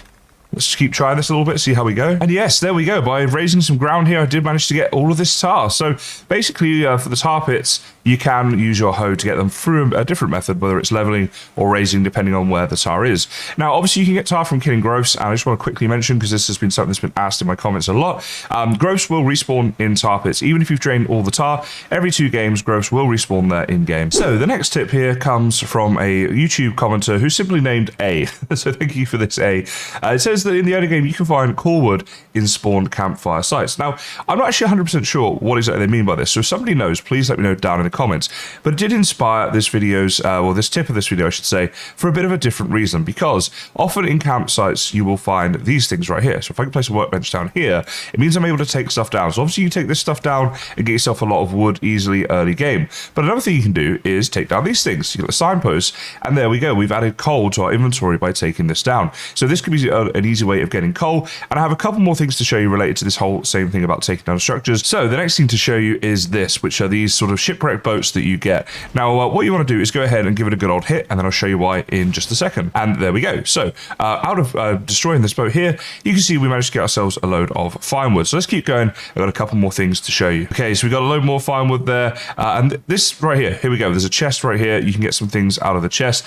Very useful. Now, this one here is actually kind of able to be seen, but often with these boats, you won't be able to see it. You'll see a boat like this and a bit like this. This actually will spawn naturally. I've never seen 2 boats spawn naturally next to each other like this. This is my cheat world that I do all my tutorials on. But often you have to do what I'm doing here and actually dig down in order to find that stuff, the chest with all the goodies inside it. So the next thing I wanted to talk about were these structures right here that you will find often in the Black Forest biome.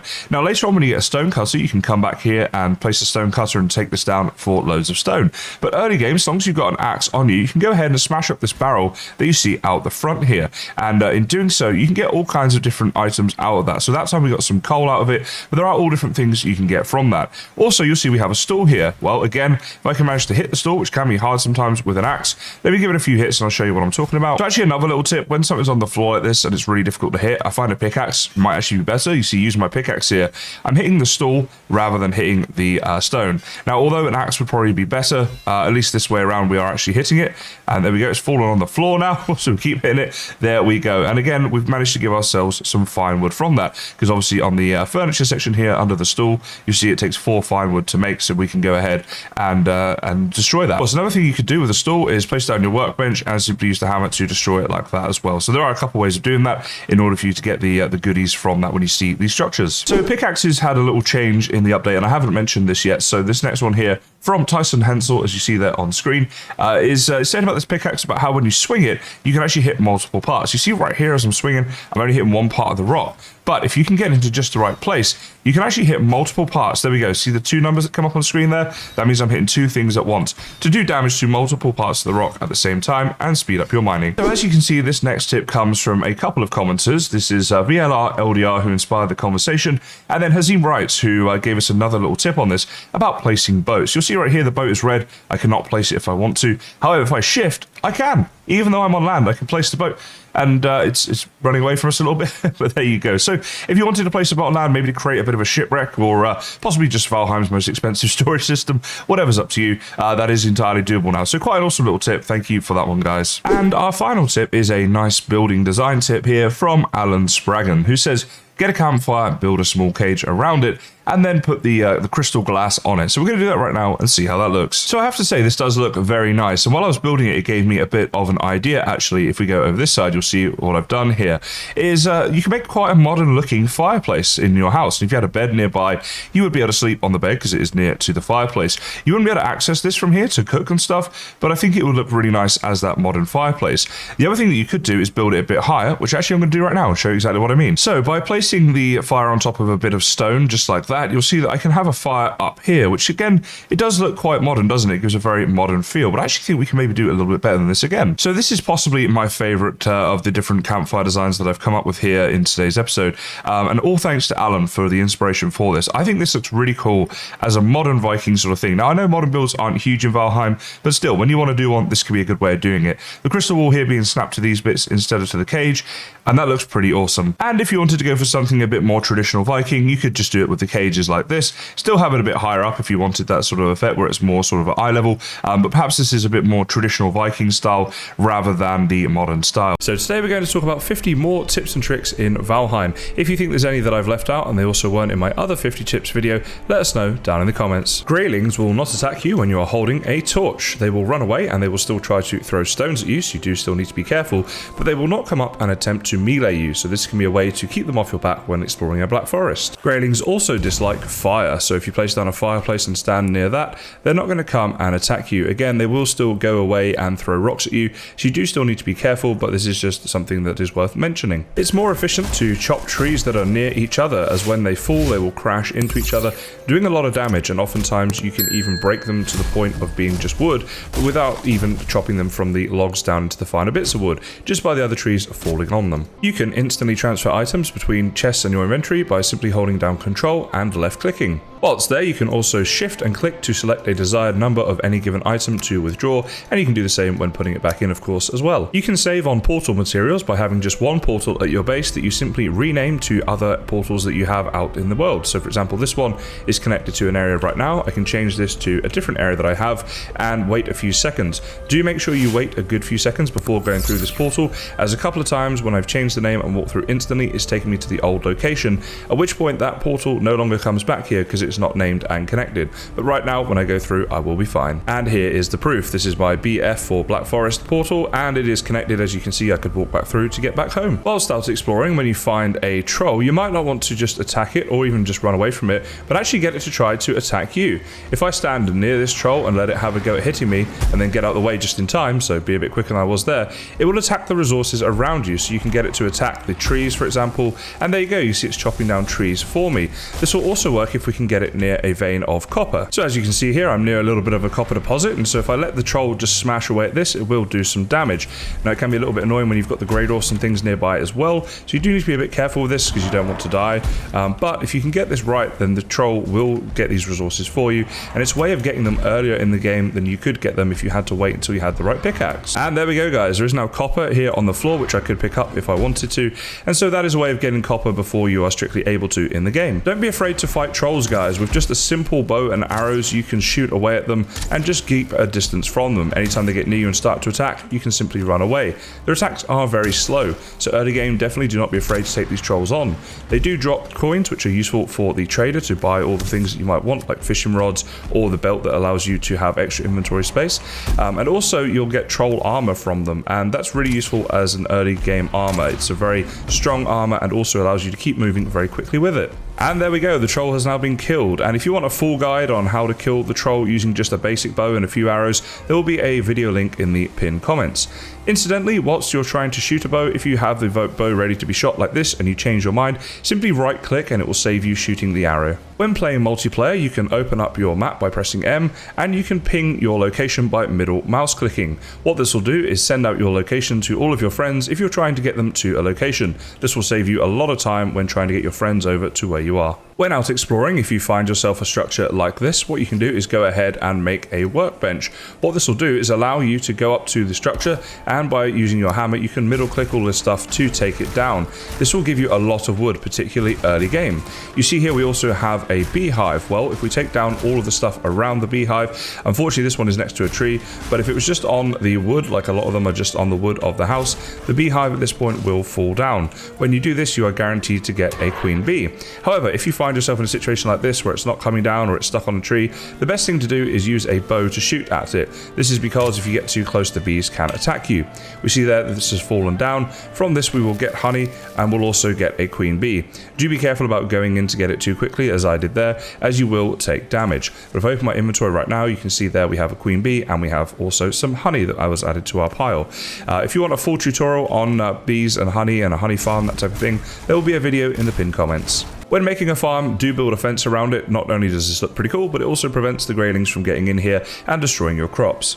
You can press enter to bring up chat, and then you can do things like /thumbs up, for example, to do different emotes. And if you do that, there we go. And if you like this video, why not give me one of those right now? Whilst you can build log piles to store your wood, and they do look kind of cool, it is much more efficient to store your wood inside chests, because inside just a normal chest, you can have 10 stacks of 50 wood. Of course, that is a lot easier way of doing it than just having log piles around your base, as having 10 log piles would take up a lot of space. Incidentally, this is another little tip that you might want to do. Have a chest with wood in it next to your fireplace that's near your bed if it is away from your storage area. To eat food, you can simply right click it in your inventory, and what you can do by doing this is right click more than one food to sort of queue it and eat both at the same time, and it's a much more efficient and faster way of doing it than simply pressing the keys on your hotbar. Plus it will save you a hotbar space, as you don't have to have any food on your hotbar if you would wish not to. You can take a cart onto a boat for extra storage space on your boat. Just be careful, it will take a bit of damage when you're getting it on. When you get to the other end and you want to get it off, just try and be somewhere near land so that you can sort of sprint and jump off with it. And again, it's probably going to take a bit of damage, so you do need to be careful. It's not a bad idea to give it a bit of a repair if you have a workbench nearby once you're off the cart, or off the boat I should say. You can open your inventory and right click armor in order to put it on, and by doing it this way you can actually queue it as well, so then your character will continue to put on everything until he's done.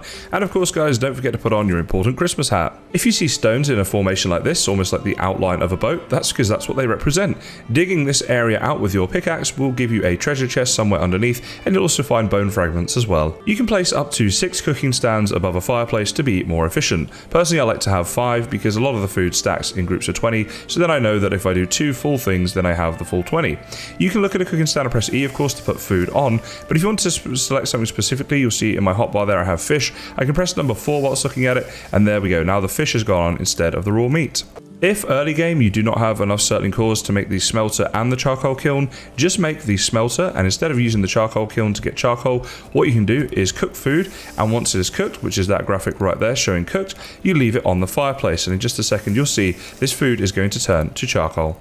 And there we go, the food just turned to charcoal, so I can now pick that up and added some coal to my inventory. As soon as you have a bow in the game, be sure to shoot any birds you see on your travels and get their feathers. Otherwise, later on in the game, you'll be wishing you had, as feathers are very important in the game for making up a lot of arrows, which you're going to need a lot of. When breeding boar, it's a good idea to sneak up to them in order to feed them, as this will spook them less. Also, it's a good idea to keep them away from fire. If you place a fireplace, they really do not like this, so be sure to keep them away from any fires in your base. When playing multiplayer, it can be an idea to open up your map and select visible to other players down in the bottom right. When you have this checked, it means that other players will be able to see your location on the map. Once you have a fish hooked, reeling it in will take up some stamina. One thing you can do though is walk in closer to it in order to save yourself a little bit of this stamina. When creeping up on deer to hunt them, do take into consideration the wind direction shown in the mini-map on the top right of the screen in the lower left hand corner of that map. If you have the wind against you, as I do right now, you can get a lot closer to the deer a lot easier than if the wind is with you, as the wind will carry your scent towards the animal and alert it to your presence a lot further away. nearby. You can hide a chest under a workbench, as you see here, under a fireplace, as you see here, and under a tree stump, as you see here. If you want a tutorial on how to do these, there will be a video in the pinned comments. To get the location of the third boss bone mass, you need to find one of these runestones while exploring a crypt which you'll find in a swamp. These crypts can be unlocked using a swamp key, which you get from killing the second boss. When building a farm, be sure not to build a roof over the top of it. The crops will need direct sunlight in order to grow. Each level of comfort that you add adds 1 minute to your rested buff. You can increase it with a variety of things, including things like the furniture that you see here. So things like rugs, banners, tables, chairs, all that sort of stuff can add to it. The maximum level is said to be level 17. Of course, you will also need to be in a sheltered area and have a fireplace nearby. When you stumble across these shipwrecked boats around the map, and you'll see quite a few of them, it's worth having a good look. Sometimes you can find treasure chests inside them, and also if you destroy them, which you can do with just a flint axe, we got a bronze axe right here, but flint would do fine, you can actually get some fine wood out of them as well. So this can be a way of getting yourself some fine wood before you would otherwise be able to do so. You can tame and breed wolves using raw meat. There's a full guide on this in the pinned comments. The wolves will then follow you around if you want them to, or you can get them to stay in an area. If they follow you around and something attacks you, they will protect you and they will attack aggressive mobs. If transporting wolves by boat, do be careful to stay away from sea serpents, as they will jump in after the sea serpent in order to try to attack it, and the serpent will then kill it. It's a good idea to make a road to and from your base of areas that you go often with your cart, as it will make the cart ride a lot smoother and prevent the cart from taking damage. In order to make a road, what you need to do is get your hoe and select path. So if we grab our hoe right here, right click, we can select pavement right here, and we can go off like this to make our roads. When travelling through a swamp biome, you can use your hoe to level the ground. This will prevent the water from being there, and then you will also not have to worry so much about the leeches.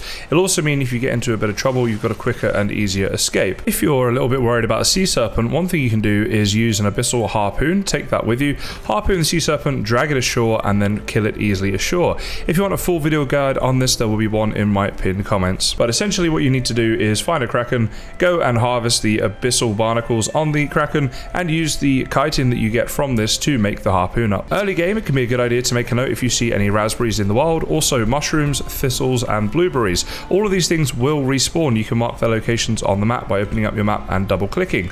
What this will do is ensure you've got an infinite supply of these foods, which later on in the game can actually be used together to make better foods for you. It's a good idea to practice parrying. Parrying is blocking just before your opponent hits you, like I did there, and you'll see how he gets stunned. This against the grayling is a good way of practicing, and it'll be useful when you're fighting some tougher opponents, because when you parry them, you don't only take less damage, but also you're going to do more damage to your stunned opponent, just like this. So there we go, we parried him, he's not back. Give him a hit and he's gone. It's also a good idea to train your blocking skill up early game. You see there I got some points for blocking this boar's attack.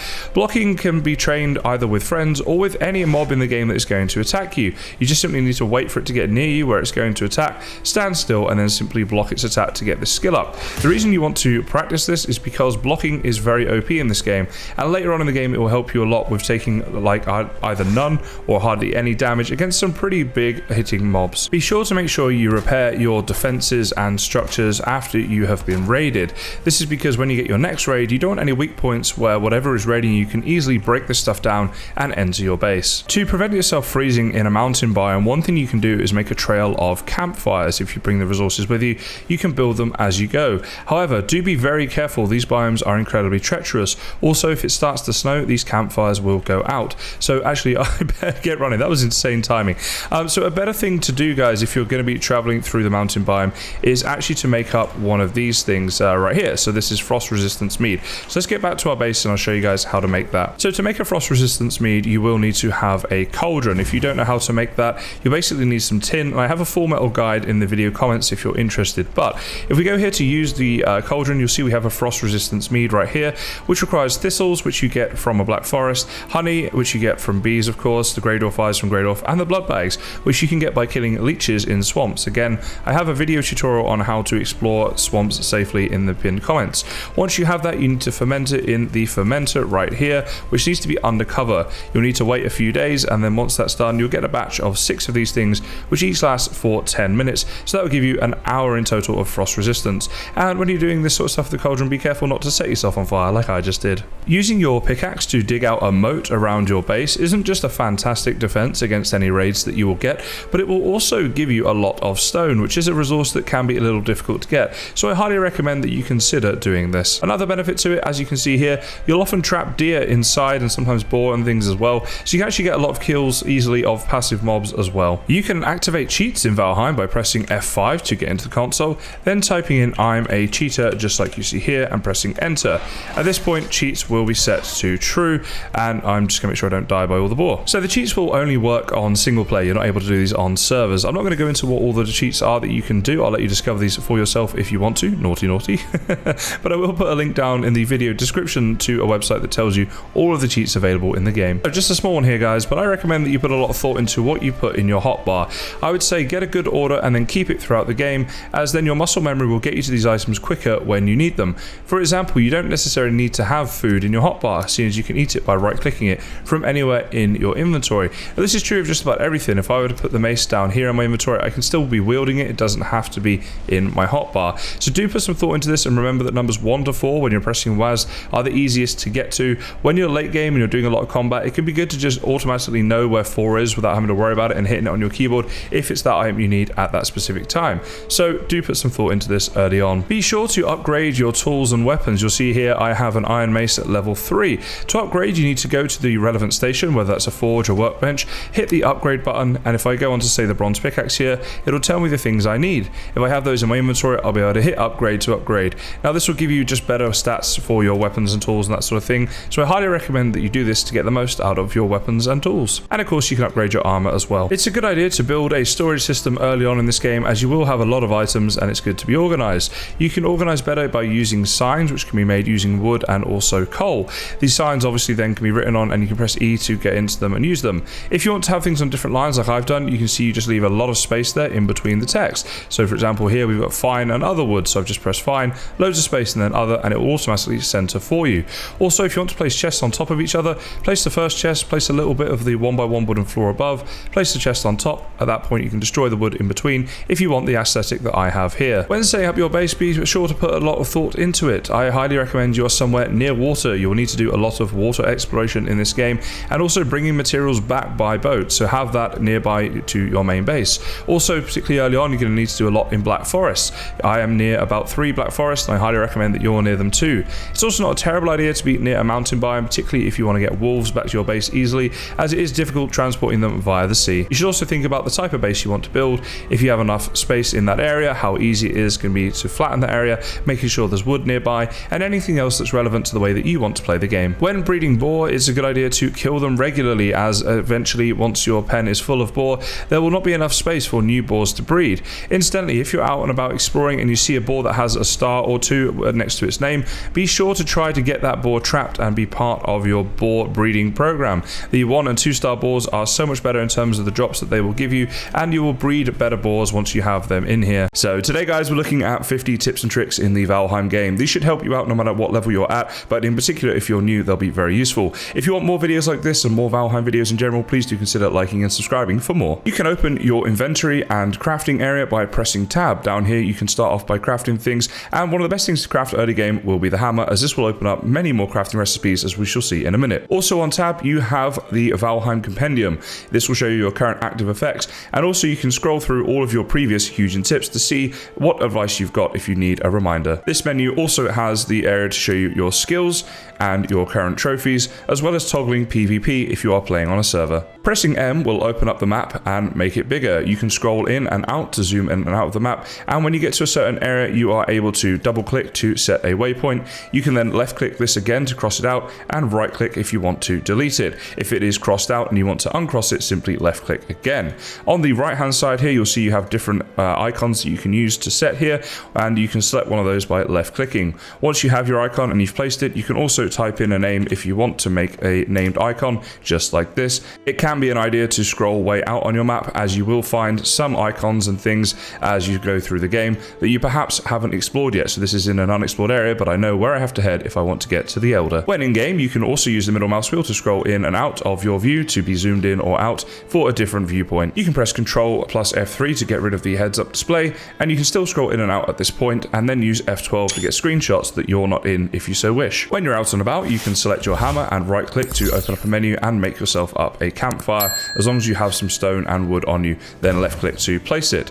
If you go near to the campfire and you press X to sit down, you can rest on the go without needing to have a bed. Of course, you may need a shelter if it's raining because the campfire can be put out by rain. When exploring, it's a good idea to have weapons and armor on you. You can equip those with your hotkeys, so we can press 3 and 5 to equip there our shield and also our spear. Now, when you're walking around, what you might want to do is press R. This will put this behind you so that you can run around a little bit faster and lose a bit less stamina. Then, if you encounter an enemy, simply hit R again to quickly wield these weapons. When you get to water, you can swim, but as you see here, if you run out of stamina and are still swimming, you will start to take damage. So you definitely want to be careful about swimming, particularly out in the open, as it could eventually kill you. Before you have an axe, you can punch these trees here to break them up and get wood. You just punch them using your fists, but it must be these very small trees, obviously not any of the bigger trees. This will give you your starting wood requirements before you make your axe. So once you have your axe, you will be able to chop down trees by going up to the tree and left clicking it. As you see here, they do fall. Now be very careful, because if the trees fall on you, you will take damage.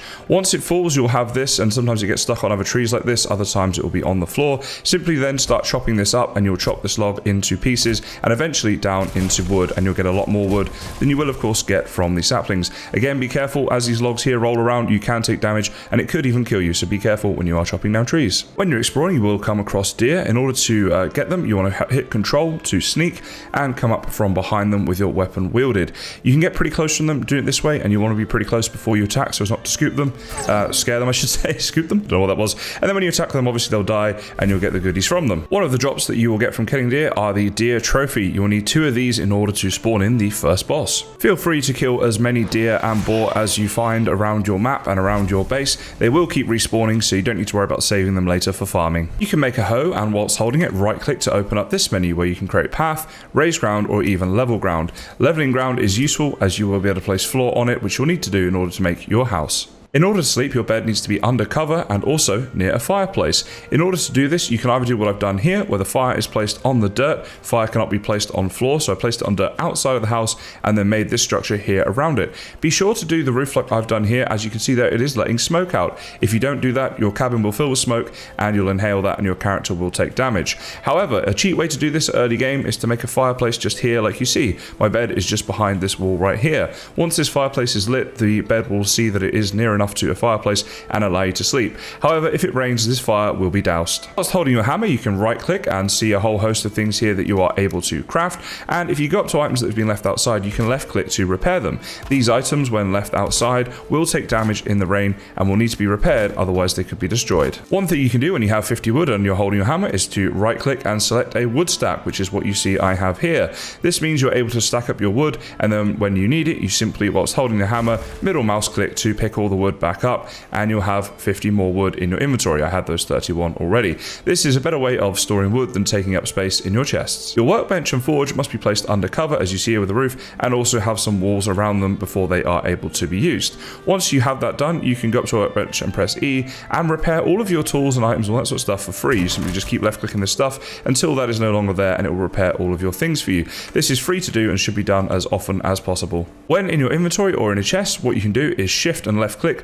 to select any number you like out of the stack. If you don't want the full stack and want just a specific amount, you'll then pick that up and you can put them in here. You can again shift click here like this and just take a couple back and put them back in like that if you want to. Once you have a bow, you will see there are a range of different arrows you can use. We have fire arrows here and flint head arrows. In order to select which arrows your bow is going to shoot, you can simply right click and they will then turn blue. This means that I'm now about to shoot a fire arrow. Chests are a great way of storing items. However, if we try to make a chest here and place it on top of another chest, you'll see it simply won't let us. So one way around that is to go into the building section and get this little 1x1 wood floor thing here and place that just above the chest.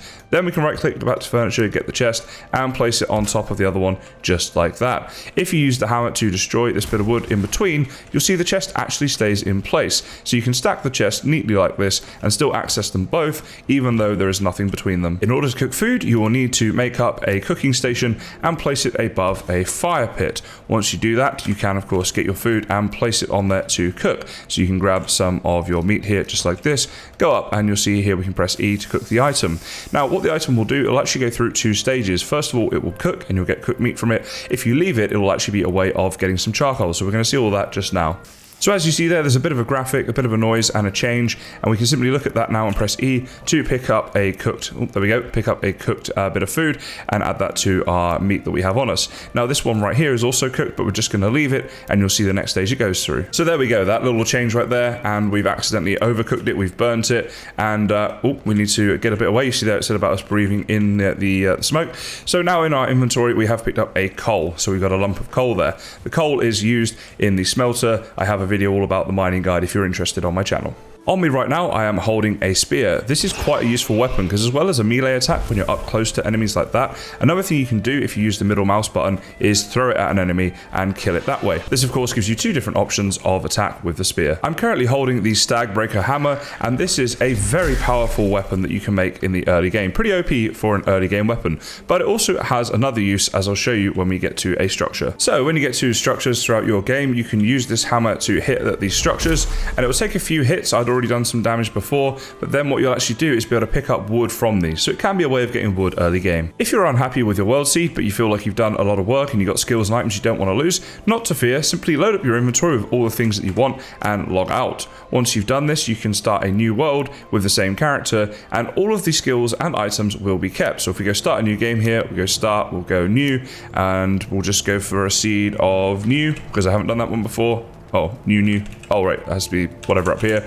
Hit done and start this world. I'll wait for this to spawn up and then I'll show you that I have all of my items and skills. So here I am. I've literally just spawned in this new world. You can see from the map I haven't done anything yet at all. And yet in my inventory here, I have all of that stuff that I left with. And on my skills, all my skills are what they were on that previous world. Once you have a pickaxe, you can easily find buried treasure and bones. When you find a stone arrangement like this in the shape of a ship, you simply dig it out. And as you can see down here, I left the chest in place. There was treasure inside this before, and as you're digging it you'll find skeletal remains which once picked up will give you some bone fragments. A cart is a very useful thing to make throughout the game because you can store a lot more in it than you can carry yourself, and you can simply pick it up and wheel it around to go off and do your mining or wood chopping and just take a whole load of extra resources with you. Once you're at the stage where you have a charcoal kiln and also a smelter, one little tip is to put things in them before you go to sleep at night time. If I put a load of wood in there and a load of resources in here to be smelted up and then go to sleep, when I wake up time will have passed and all those resources will be waiting out the front for me in the morning. Make sure to be wearing as much good armor as possible and taking as many weapons and a shield and all that sort of stuff with you before you go exploring, particularly if you can do a Black Forest. You will need to do a lot of Black Forest exploring in the early game, and those places can be very dangerous. You do not want to die there. So speaking of Black Forests, here we are in one, and here are a few things you can find, starting off with carrot seeds which look like this, and you can press E to pick them up. You see there you get a few seeds from each carrot that you will find, and you can use these seeds later on to farm them for food, either for yourself or to use to breed boars. Another thing you can find in Black Forest are pine trees. These are definitely worth cutting down as pine wood is useful and will unlock some new recipes. Copper and tin will also be found in Black Forest biomes. As you can see, this is a big deposit of copper right here. When you see this, you will need a pickaxe to hit away at to go ahead and get the copper. Tin will be found down near the water, just like this. So here we are near the water, and there is a tin deposit. Again, you can use your pickaxe on that to harvest it. Tin will always be found near water in the Black Forest biome. You'll also find these burial chambers inside of a Black Forest, and you can go inside them, not around that way, around this way, and enter into them by pressing E. I actually need to get out of here a second because those things are going to attack me. But inside those burial chambers, you'll find a lot of mobs, so do be careful. There's going to be a lot of things there trying to kill you, gear up, eat up, all that sort of stuff. But that is where you'll also get your Surtling cores and some loot from. You can get things like rubies and gold and stuff like that in those as well. When you're out exploring, you'll often be trying to find your way between one or more different icons, and they are obviously on your map, and the mini-map is in the top right corner of the screen. You'll see here by using the comma and full stop buttons, you can zoom in and out of the map so that you can enable yourself to see those icons more easily if they are a bit further away. Stamina is very important when you're trying to fight things. If you run out of stamina, you won't be able to attack and defend yourself. Once you have a forge, you'll be able to use that to make a lot of things, and one of those things is a cultivator, as you see right here. Now you need bronze for this, and you'll also need core wood. Core wood you get from those pine trees I showed you in the Black Forest biome. So with your cultivator wielded, you can right click and do all kinds of things, from making grass where you've previously got rid of it, to making it cultivated land that just looks like farmland, and then you can also plant things on the cultivated land. So if we go here, you'll see, for example, we could place a carrot seed just down there like that. If we come over here, we cannot place a carrot seed on this bit of the land here that hasn't been cultivated. It needs to be in the cultivated area. Once you have some deer hide on you, you can, using your hammer, right click, go into the furniture area and make up a deer rug. You will need 4 hide to do this. As you can see here, I've placed one on my floor. The purpose of this is to add to the comfort level of your settlement. It's always good to have a bow and arrows on you when you're exploring, and it's also always good to explore little settlements you come across when you're out and about. But one thing in particular that can be useful is that right there, which is a beehive. So I'm just going to run in here so you can get a better look at that's how the hive looks. Normally I wouldn't get this close because bees can start to sting you. And there we go, I'm getting stung, so we're going to run away just a little bit here. But beehives are super useful. So what we can do with our bow and arrow is shoot at the beehive until it is destroyed. So once you've destroyed the beehive, you want to give it a second and wait for the bees to dissipate, but then you can go and get some drops from them, including honey, which is a good early game food source. But every now and again, you'll also get yourself a queen bee. Now, once you do get yourself a queen bee, using your hammer, you will unlock the recipe for a beehive, as you see here. So it needs 1 queen bee, as you see there, and you need to be near a workbench, and you need some wood. Now, this is super useful because it does mean you can make the beehives like I've got up here, and they will produce honey for you. Up to 4 honey can be stored in a beehive, and at that point, you'll need to extract it before any more is made. But honey is a very useful early game resource, so it's definitely worth taking your time to collect queen bees and honey when you're out exploring. When using your workbench to craft a shield, on the right hand side you can click the style button and choose for it to have a different style if you want to make it look a little bit jazzy. In the same way that you repair all of the things you make with the workbench using the workbench, you can also use the forge to repair things you make using the forge, such as our cultivator. So if I click that, our cultivator is now healed up. Again, this doesn't cost anything and should be done as often as possible. Once you have coal, you can use this along with some wood by right clicking with your hammer wielded and going to furniture and selecting sign to place down a sign. You'll see one side has 3 dots on it and one doesn't. The side with 3 dots on it is the side where you can put the text. So we can left click there to put that in. Then if we're near the sign and we press E, we can write whatever we want on it and enter that in, and there you go. You can also edit the sign by being near pressing E and changing the text to whatever else you might want it to say. Recently in my Discord, I posted a question asking all the Valheimers there if they had any life hacks for this game, and the response was incredible. Some of the tips that you guys came up with was really incredible. So if you contributed to that, thank you so much. If you guys want to check through those or potentially suggest some other life hacks that are not included in this video that you think would be great for a future video, then please do join my Discord. The link is down in the description. Obviously, there's a lot of Valheim stuff going on there, including all these life hacks and things and general Valheim chat. Plus, it's where we talk mostly about my Valheim server. If you guys are interested in joining that, the link is in the description, or you can just come to Discord and ask people about it if you're not sure.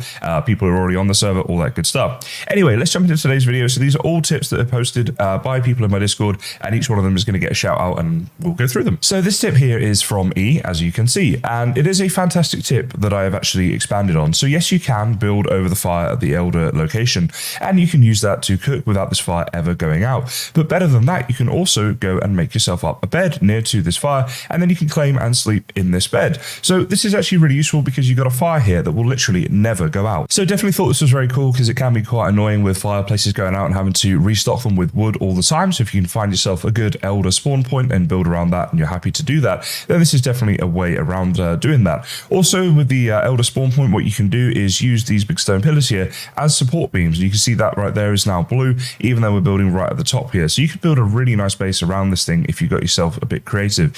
Now, incidentally, if you quite like this Elder spawn point, I actually just found this quite by chance, but it is pretty cool being that it's on its own little island. I'm going to put the seed on screen right now so you guys can copy that if you would like.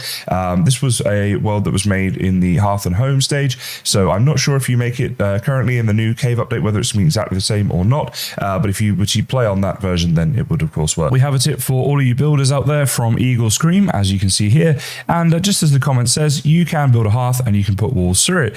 Now this means you could actually have a smaller hearth in several rooms all at the same time. So if I break through here, you'll see that we currently have this hearth in 2 rooms, but you could of course do more, as the walls that you build through could be built through in any direction. So if you want to do this, all that you need to do, I mean, there's a couple ways to do it really. You can build the walls first if you want. So if I go ahead and just build like a wall here like this, then when I go ahead and place the hearth down, we can just go like up close to it, and there we go, you can place it through just like that. But probably the easiest way to do it is to place the hearth down first, and at that stage you can put your walls through in any direction or orientation that you really want. You can go like this right here, so you have a very small one on one side and like a larger one here on a different side, and just have it of a different orientation and different shape to what the usual hearth would be. So this is a pretty cool tip. As I say, it might help builders out with a few different things. things, and definitely one I thought I'd include in the life hacks. The next life hack is sort of a joint one from Haley and Jane, as you can see here. The reason I wanted to mention this one is people actually ask me this a lot when I'm streaming, and they see me going in and out of chests, and I'll do this, and I'll click just once and get inventory in and out. This is not modded. This can be done in vanilla. So all I'm doing right here is control and left click to instantly move items between a stack. You can also shift left click, and there we go. You get half like that, and you can half it again if you want, and then you can put it all up with control click, and it'll go back into the original 50. Of course, when you shift and left click, you can also select a random amount of items. So if we wanted 38, we go bang. Oh, I did it. I actually, all right, okay. You know what? This honestly was a first take. You guys just have to believe me on that. You know what? I'm going to be honest right here. I'm going to share a little embarrassing thing. When I play Valheim, let's say I have this in a chest and I know I need like exactly 12. I will do that whole thing where I'll shift click and I'll try and bang up. Okay, see, I'm good at this, all right? I do this a lot, guys. You know what? I know I'm a loser. This is my own little bit of fun that I make within the game. A game within a game, right? Getting items in and out of chests. And I'm good at it. You know, I'm the best in the world at this, all right? No one's going to beat me at this. This tip's gone on for way too long. Anyway, enjoy this. Just a quick other tip about this whole inventory thing that I figured out later. If you're looking at inventory and you hold down control and you left click an item, it throws it out. Now, I didn't know this before. Before I would like drag like this and click items out, but this is way quicker. As you can see here, you can throw stuff out your inventory really, really quickly. So that's incredibly useful if you're looking to do it at speed. Hold down control and left click. If you control and right click, nothing happens. You can't throw out like half an inventory or anything, but control left click gets rid of things very fast. So the next life hack is very useful when you're playing on servers. As you can see here, it's from Mr. Bojingles, who plays on my Valheim server. If you guys are interested in joining that, by the way, there's a link down in the description. But what he's saying basically is to not leave things on the floor. Now, as in his example, we got the silver ore here. He's saying if you leave that on the floor and you go to bed for the night, because the server is continually running, unlike your single player game where when you log out, it just stops. The server is up 24/7, and items do have a despawn time and they can despawn. This can be due to the server clearing it either because of the despawn time or because of the server lag issues, and sometimes items can be cleared for that reason. But basically, it is a very good point. You should either make a chest for it to store it in overnight, or just take it home with you to your storage system, or have it on your inventory, or whatever you need to do, but don't just leave it out. Now, if you guys are interested in servers, by the way, I am sponsored by HostEz. They do fantastic Valheim server hosting, as well as hosting for many other games as well. There'll be a link in the description for that, and you can use the code Kaizen to save 20% off if you want to use those guys. Thought it was worth a mention, as honestly, playing Valheim with friends is super fun. All right, next we have another life hack for the builders out there, and once again it actually comes from Eagle Scream. And basically, let's say you want to place something down, like a stone throne right here, and I wanted to place it up on this wooden wall floor. So place it up there and it just falls pathetically on the floor. Well, never to worry, you can just place it against the stone wall behind it. So you can see here, as long as it overlaps the stone wall like at least a little, and we'll try and get it central so it still sticks out. You have to play around with it a little bit. There we go. It looks perfectly natural. It looks like it's just against the stone thing there. And we got a nice little throne right there that we can sit in. Now, of course, this will work not just for stone thrones, but anything like this where you're having this sort of issue. You build it into the stone, then you can have yourself some things built on the wooden floor, whereas they otherwise would not be able to. So next up, we have a tip here from Daniel, another one of my Valheim server members, about the sledgehammer and how you can find silver before you should. So before you actually have the wishbone. So we go ahead and hit the floor just here. You'll see that message there coming up too hard, just at the bottom of the screen below my legs. Do it again so you guys can see. There it is. Now that should indicate that there is silver down below here. And if I go ahead and get my pickaxe and dig down, let's see if we find some. And there we go, guys, a silver vein right there. Now, obviously this is a little bit tedious because as a method, you will have to run around and you'll be randomly just hitting in spots like this where nothing will happen. And you can see there, if you hit in an area where there isn't any silver below, then no too hard message will come up. So yes, it is a little bit tedious, but it is a way of getting silver before you otherwise would be able to. Just one quick side note, as Daniel kindly pointed out in his comment, if you are to hit near obsidian, obsidian will also say too hard. So make sure you're not hitting near obsidian when you do this. But yeah, happy silver mining to those of you who use this method. Another tip from Eagle Scream now, talking about using a harpoon to kill birds. As you can see, I did just there. It does take a little bit of practice to get good at this. I've just been sort of playing around with this. Like, it depends on how close the bird is to you and that sort of thing. But obviously, one of the main benefits to doing it this way is that you're not using any feathers to get feathers. Now, another way of actually doing that is, of course, to just use wooden arrows, but then you are still using up wood. Whereas with this right here, once you've made that harpoon, you can use this forever and just keep repairing it. And then you're basically not using any resources to get arrows. So definitely thought it was worth a mention, as it's not a tip I've actually ever really considered before. So I thought I'd include it in today's video. So the next tip is from Mobius. As you guys can see, he's another player on the Kaizenheim server that I have. and it's about your honey. So you see here I've set up a few beehives at various different levels of being, you know, underneath the iron bars here, and basically my auto pickup's off right now. So if I go ahead and just get all this honey out, you'll see it drops in different ways, but essentially all of these different heights, when I put my auto pickup back on, there we go. You see I just run around here, I can pick up all the honey. That one fell down here because it's too close to the edge. But the point is that you won't have to jump up on top of the beehives to get the honey anymore, because your character will now be high enough, and you can do that at all different levels, as you can see here, and it still works. So just a little like building tip, and a tip that I haven't actually ever come across before, so definitely wanted to include that in today's video. Next up, we have another tip from E, and this is a tip for all the lady Vikings out there, and that is this. So you make your Viking up, and you try and give her a beard, because we all know that lady Vikings had rocking massive beards. Okay, this is a definite fact, and it can happen when you do this, but you still want to be the female character rather than the male character in game. So here's what you do. Go ahead, create your character, hop into a world, and then I'll show you what to do. So down in the video description, I'll put a video link that I made on how to enter cheat mode in Valheim, how to set all of that up. But once you're in there, here's some cool things that you can do. So first up, let's have a look at the beard. So if we go to F5, we type in beard, then we put in space here, and we can do different ones. We say beard 2 like this. Wait, if I can spell beard 2. There we go. Little ginger beard going on right there. You can do this with all different ones, right? So we can do like, let's say beard, and then do beard 3, and that would be this one, right? If you ever want to remove it, by the way, you just type in beard, just like that. Okay, actually got that wrong. If you want to remove your beard, here's what you do. Type in beard, then beard again with a 0 at the end, and boom, there you can see it's gone. So yeah, you could do that. You can also change your hairstyle. So again, it's the same sort of thing. Just type in hair, and then we'll go for like hair 3. And there we go. You change your hairstyle. So if you ever want to change the look of your character, you can do that, and you can cycle through all the different beards and character and hairstyles and stuff like that. Make your character look a little bit different. So today, guys, I'm going to show you how to get started with the beginner basics of the Viking survival game Valheim. Now we're going to jump straight into today by hitting start game. I've already created my character. This is how he looks. I won't show you how to do that because it is very self-explanatory when you come to doing that yourself. We're going to hit start, and we're going to go for a new world, which I will just call Kaizen Guide, because this is going to be a bit of a let's play guide as we play through, and I'll make the seed all one word, Kaizen Guide. That information, along with some other things, will be down in the description, and once we've done that, we can go ahead and hit start. So basically, each time I do a video on this, I'm going to do a little progression as to what you need to know, and today's video is going to focus all on day one, the very basics of the game. So once this has loaded up, we are going to jump right in. So this is where you spawn in, guys. You come to this sort of stone circle, and there's all different things here, but none of them are overly important when you're just getting started. The only exception to that, if you're trying to learn the game, is Hugin right here. And you see, if we go up to him, we can press E to talk to him, and he'll give us little guides along the way. You will see a lot of him as you're playing through the game, and you'll get little bits of information from him each time. Now, this right here is also where you will respawn if you die in the game before you have set your spawn point by making a bed. I will come on to that in a future episode, as that is not something you're necessarily going to do on day one. If we go up to one of these stones, the way to interact with them is to simply press E, and you can see here we've now registered this location on our map, which brings me nicely to the map that you can see up in the far right corner of my screen, the top right corner there. Now, if we press M, we can actually get this map up and make it a bit bigger, and we can see different things as we go through the game that we might have found or set. For now, the only thing we have is this here, which is going to be difficult to pronounce, but if I scroll in using my mouse wheel, Eichther, I guess, it's that little thing right there, and as you can see, this is the stone circle we have right here. So that's all we have right now, but obviously that will change over time. Now, using the WASD keys, you can move your character around as you'd expect, forwards, backwards, left, and right, and you can also hold down left shift if you want to sprint. At the bottom of the screen there, you'll see my stamina bar, so if I hold that down for too long, I will run out of the ability to sprint, as I will be too tired. But that does bring me on to another point there. You'll see my skills improved, so your skills will improve just by doing things. Oh, that's a goblin. Probably the best thing to do is to run away from those early game and sprint away. You can, however, fight them if you want. If I walk up to this goblin and left click when I'm near him, I will punch him, as you see there. But without a club, you're not doing loads of damage. You will still be able to beat this guy if there's just one of them, but obviously if there's like a few of them, you might want to just run away, or if you're low on hit points.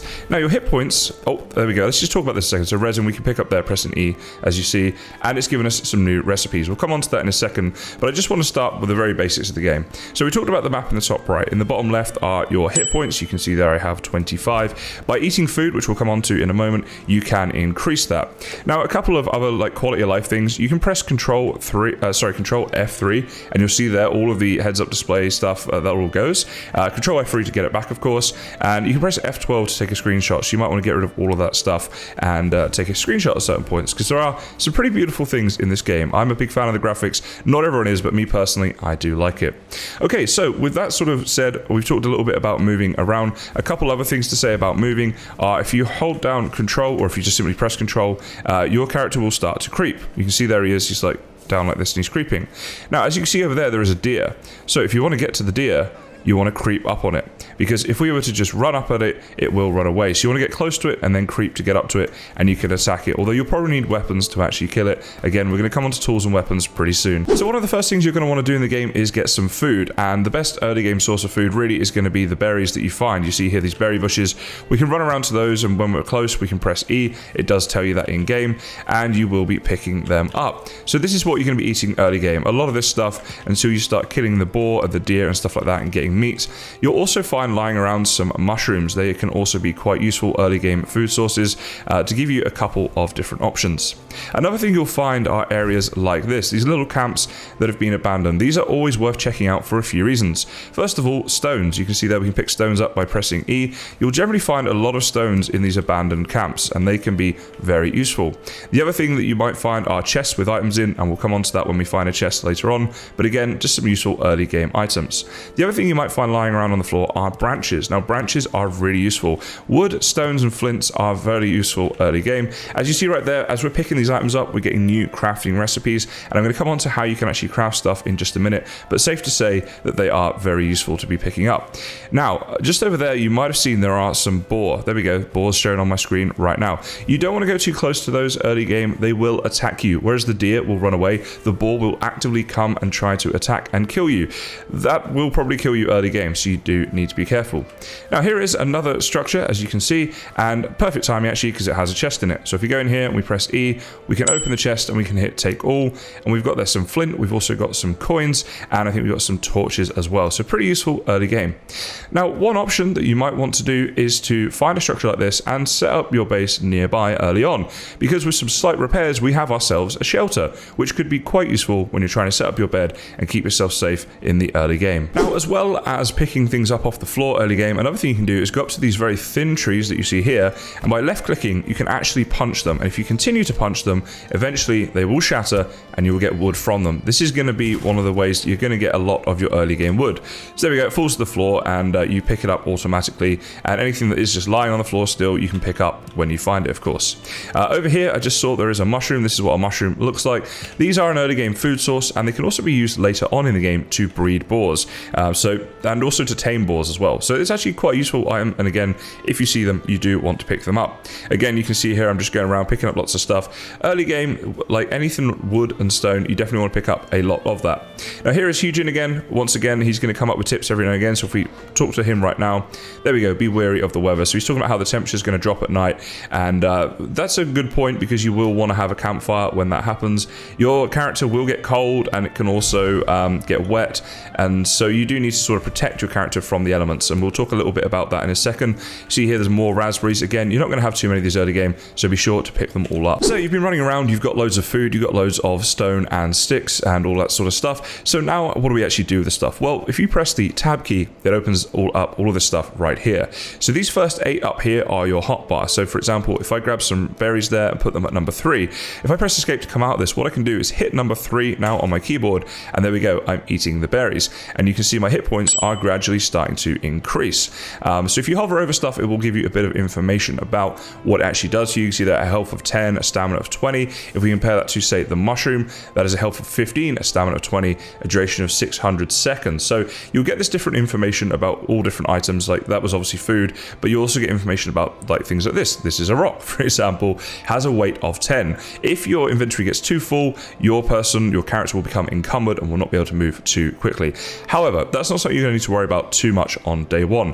What you will want to look at is the right-hand side of the screen right here, where you can craft all of these different things. So if I want a stone axe, I simply left-click there and hit craft. And as long as I have the materials on me, it will craft that. And there we go. We have ourselves the stone axe in at number 4. So to wield that, what I have to do is hit number 4 on my keyboard. Now, if I want to quickly put that away, I can hit R, and there it goes on my back. When I hit R again, he wields it again. So you can hit R, run around to where you find like a little tree like this that you think, I want to chop this tree down, then hit R again. If you go up to the tree with your axe, you can simply left click and you can hit away at it. You see there, my skill has improved of wood cutting. Now, be very careful when you're cutting down trees. In a second, you're going to see this tree fall. If it falls on you, it will kill you. So you do have to be careful. Okay, it's falling. All right, which way is it going? Just want to make sure. And okay, it's got stuck there, but that's better than it falling on us. We don't mind that. So if it does get stuck like this, what you need to do is just keep hitting it, and eventually you will smash it to bits and you'll be able to harvest a lot of wood from it, which is quite useful early game. Okay, so just there I've hit a tree. I've finished chopping it down, the one that we were looking at earlier. It knocked about 3 or 4 other trees in the area down as well, as you can see here. Now that's great because it gives us lots of wood, but again guys, please do be careful, because if this falls on you or any of the trees fall on you, they will kill you. So then you've got these logs here, and if you got close enough to the logs, you can chop these up into bits of wood that you'll then use for obviously building things throughout the game. So that's going to be one of the primary ways that you get a lot of your wood in the early game. So pressing tab again, another useful thing for us to make is going to be the hammer. So we're going to craft one of those up right now, 3 wood and 2 stone for that. And you'll see here tons of new items can now be built once you have your hammer. Now if I press number 5, that'll wield my hammer there and my hotbar, and we can right click to open up this menu right here, where you can craft miscellaneous things, which is where you can make your campfire and a few other things early game. You also have these crafting things, so you can make a cooking station and a workbench. Now we're going to come onto the workbench straight away, but first of all, just to say you can also build items and furniture as well, but that will be unlocked in the future, particularly when we make ourselves a workbench. So here's our workbench. Now using the middle mouse, the scroll button, I can scroll around here and you can see different orientations and things for the workbench. I think if we place it just like, let's see if we can find somewhere up here that's reasonably flat, this would be a good little spot for it. So maybe like there is going to be fine. So we can left click to place that down, and there we go. We have tons more recipes now with our hammer. So what we can do is let's get rid of that for a second. Walk up to the workbench here. Once you get close to it, you can press E to use it. But you'll see it says there the crafting station needs a roof. So you actually need to enclose your crafting station before you're able to use it. Now, if we right click whilst on the hammer again, now we have a workbench. We have all of this different stuff we can make, and things like walls, right? And also things like roofs here as well. This is going to be how we're going to enclose our crafting station. So what I'm going to go and do is go get a load more wood, because we're going to need that. And once I have that wood, I'll show you guys how to complete your workbench so you can use it. Okay, so hammer in hand, we can right click now and we can start off by making some wooden walls that we're going to put around our crafting bench. Again, you can use the middle mouse key there to kind of scroll around them, and you see like you've got a lot of placement options here. So what I want to do is just get this somewhere like in the middle, place a wall on this side, go ahead and place one over on this side as well, try and get it roughly in line. I think early game you don't want to worry too much about it being perfectly in line, but if it's close enough, then that's pretty good. Yep, just kind of like that. Okay, so then we'll come around the back and we'll actually like enclose this off a little bit around the back here, because that's going to look nice. There and like there, kind of snaps into place, which is pretty good. So then what you're going to want to have is a roof. Now what you do need is an actual roof. So what I mean by that is these are actual roof things, right? They say roof on them and you can place them up on top here. We'll look at that in a second. What you couldn't do is, for example, use the floor and place that up on top. Although it looks like a roof, it will not function as a roof in the game. So just something to mention there. So let's go ahead. I mean, let's use like this roof right here. Why not? So you can see there, once we get in the right location, it will snap. So we can left click to place that one there. And then if we come around here and look at that, we can snap it onto there and place that one there. So this is very rudimentary and it doesn't look amazing, but it is day one, guys. All you need is for this to be functional. And now if we go to our workbench and press E, we can actually use the workbench. And we have, as you see over here, some new things available to be made, such as the wooden arrow, the hoe, the flint axe, and we can also upgrade things as well. We can also repair things. So if we hit repair an item, you see there we're on the stone axe, it will repair the stone axe, right? Now this doesn't cost anything to do. We've also repaired our hammer as well. So you definitely want to get into the habit of repairing your tools here early game, because it's free to do, so you just as well do it. So that is how we're going to use the workbench early game. That's some of the recipes that you can use it for. So another little tip to give you guys early game is if you do come to water like this that you want to swim across, this here would be too far, but you will see some little streams that you can swim across. You can walk out into the water and your guy will just automatically start to swim once it gets deep enough. So there we go. Now see there, my stamina bar is going down. Guys, do not let that get too low. If it goes too low while you're swimming, you will start to drown, you'll take damage, and you can die. And already here, I'm only just getting back in time there, as you can see. So that is a useful little thing to know, because obviously I don't want you guys to die early game. So just watch when you're swimming. Bear in mind as well that if you're sprinting on land like I'm doing right now, you will start to wear down that stamina bar. So if you sprint for ages and then jump straight into the water, you're going to drown pretty quickly. So when it turns nighttime, you will start to feel cold, and you'll get a message saying just as much, and you'll get a little thing on screen there in the top right hand corner, and you're going to want to make a campfire. Now the campfire will provide you with light as well for the little area around it, but most of all it's going to provide you with heat, and the cold there now turns to fire, and we're going to be okay. So what you might want to do is just think about where exactly you want to place your campfire for the evening, and also just make sure you have enough resources to actually make the campfire for the evening. But what we can do is if we've got the fire here, we can go off and chop down some trees. As we get cold, we can come back to it to warm up and keep ourselves warm as our character goes through.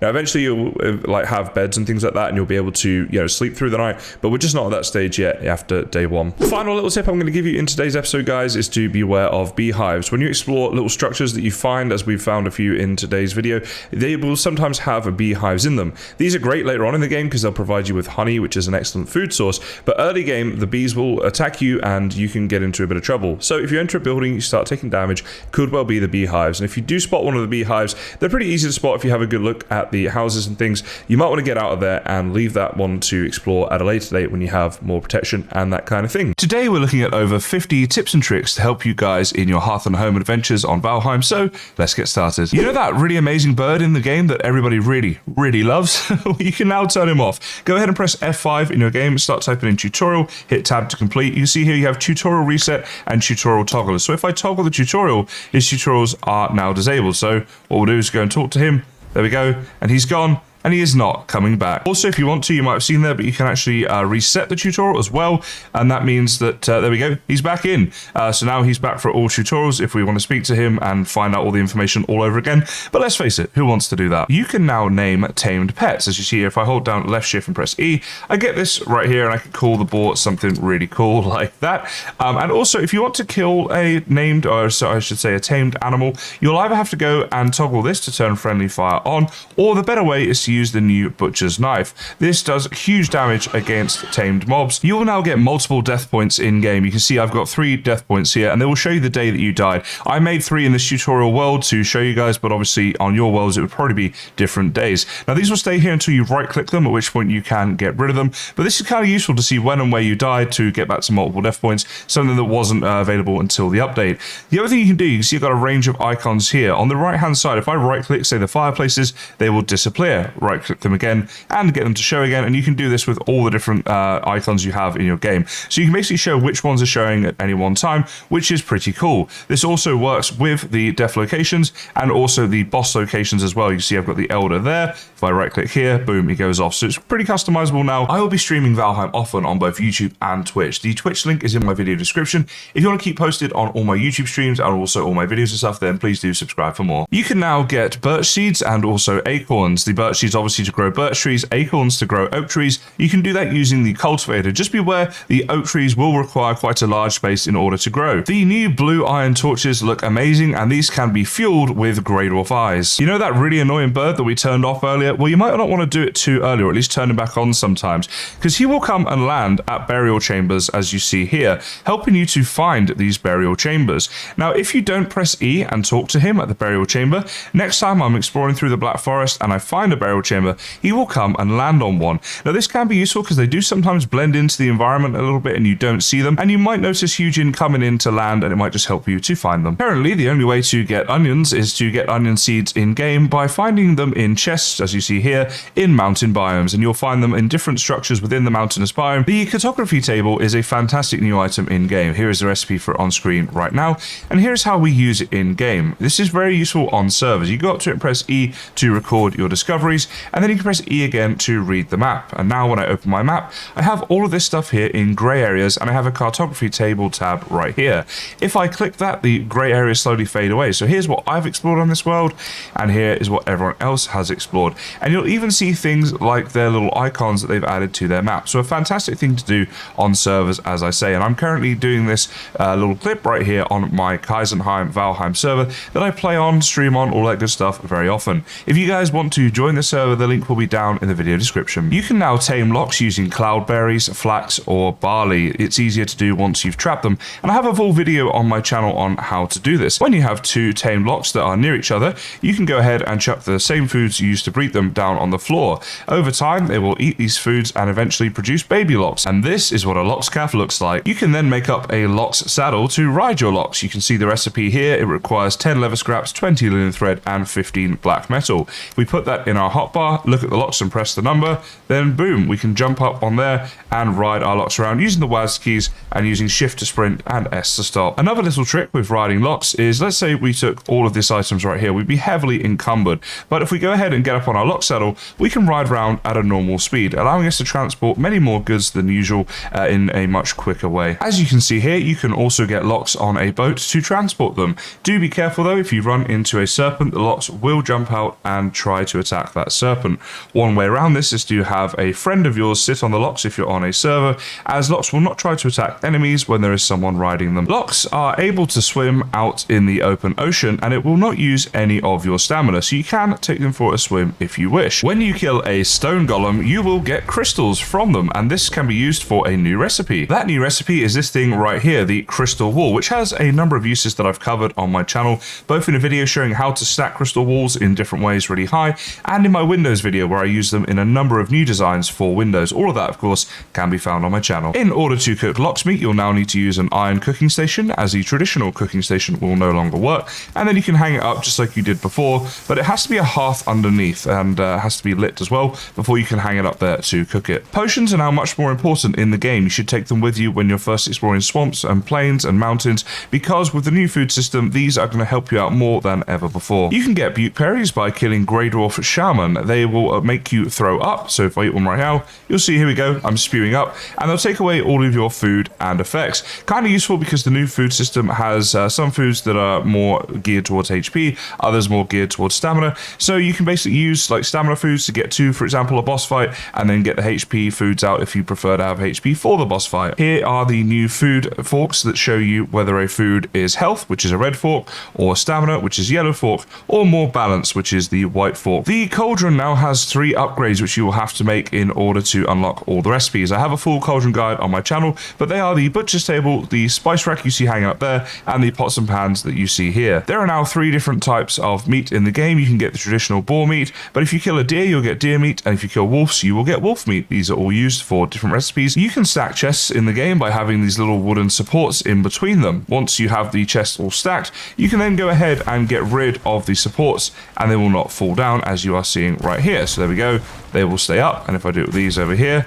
you'll see we have the exact same outcomes. This is a nice way to make your storage system look a bit nicer and more compact. Instantly, this will work with the new black metal chest, which if we open up the new black metal chest, I will show you, has a lot more storage than any of the other chests in game, which is very nice. And of course, it also works with the reinforced chest. A shout out to Vok, a player on my Valheim server, who put me onto this idea of a parasol with some sun loungers, a fantastic way to enjoy your new milkshakes and ice cream. There are many new build pieces in the game, and I did a video on my channel showing every single one of them, but right now I do want to talk about a couple, which are the darkwood poles, to draw your attention to how nice darkwood can be, which you can get by getting tar. Again, tutorial on my channel on how to get tar, and just to say, these have the same structural strength as normal wood, so core wood is still a stronger wood than them. We also have the 2 new banners, the blue and white and the red, blue and white, that you can see here. In order to make them, they're in the furniture section. There's the recipe for blue, red and white, and here's the recipe for white and blue. We have 3 new treasure items items: the treasure chest, the coin pile, and the coin stack.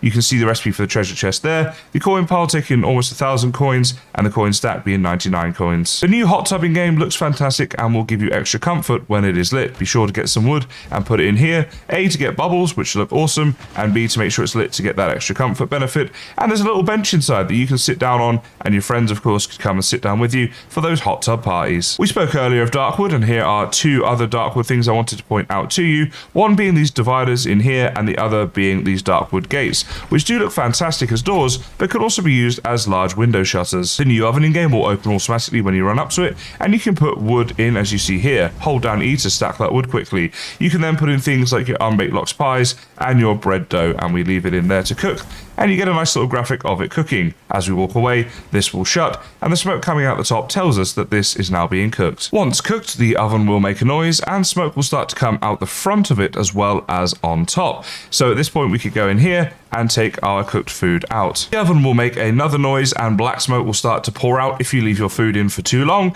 and you'll be left with nothing but coal. If you don't give your charcoal kiln enough space to vent its smoke, then the kiln will actually get smoked now, and it will stop working. This is the new item, the Obliterator. It's a fancy in-game trash can. You put items in it, pull the lever, and the thunder will come down and destroy those items, turning them into coal. In order to make the Obliterator, you will need to have 8 iron, 4 copper, and a thunderstone. The thunderstone can be bought from the trader. Some of the shields in the game now have many new styles you can choose from when you're crafting them. Simply left click the style button, choose the one you want, and hit craft to make that style of shield. The tower shields are now incredibly useful, particularly when raiding something like a fueling camp or a swamp crypt for the first time, as they do soak up a lot of damage, as you're about to see. So I am in god mode just to demonstrate this, but you can still parry a fueling, but you'll see that when you do that, it will actually take up more stamina than if you just block it. So if I just hold down block here, let him come and hit me, and there we go. So it's much more stamina to parry these days than it is to simply block. Now, as you'll see, when I do block, I have a new stagger bar there. Now, this stagger bar, if it reaches full, you'll see here when he hits me, it goes up a little bit. If that reaches full, then I become staggered and very vulnerable to my enemies. Let's just kill him for a second.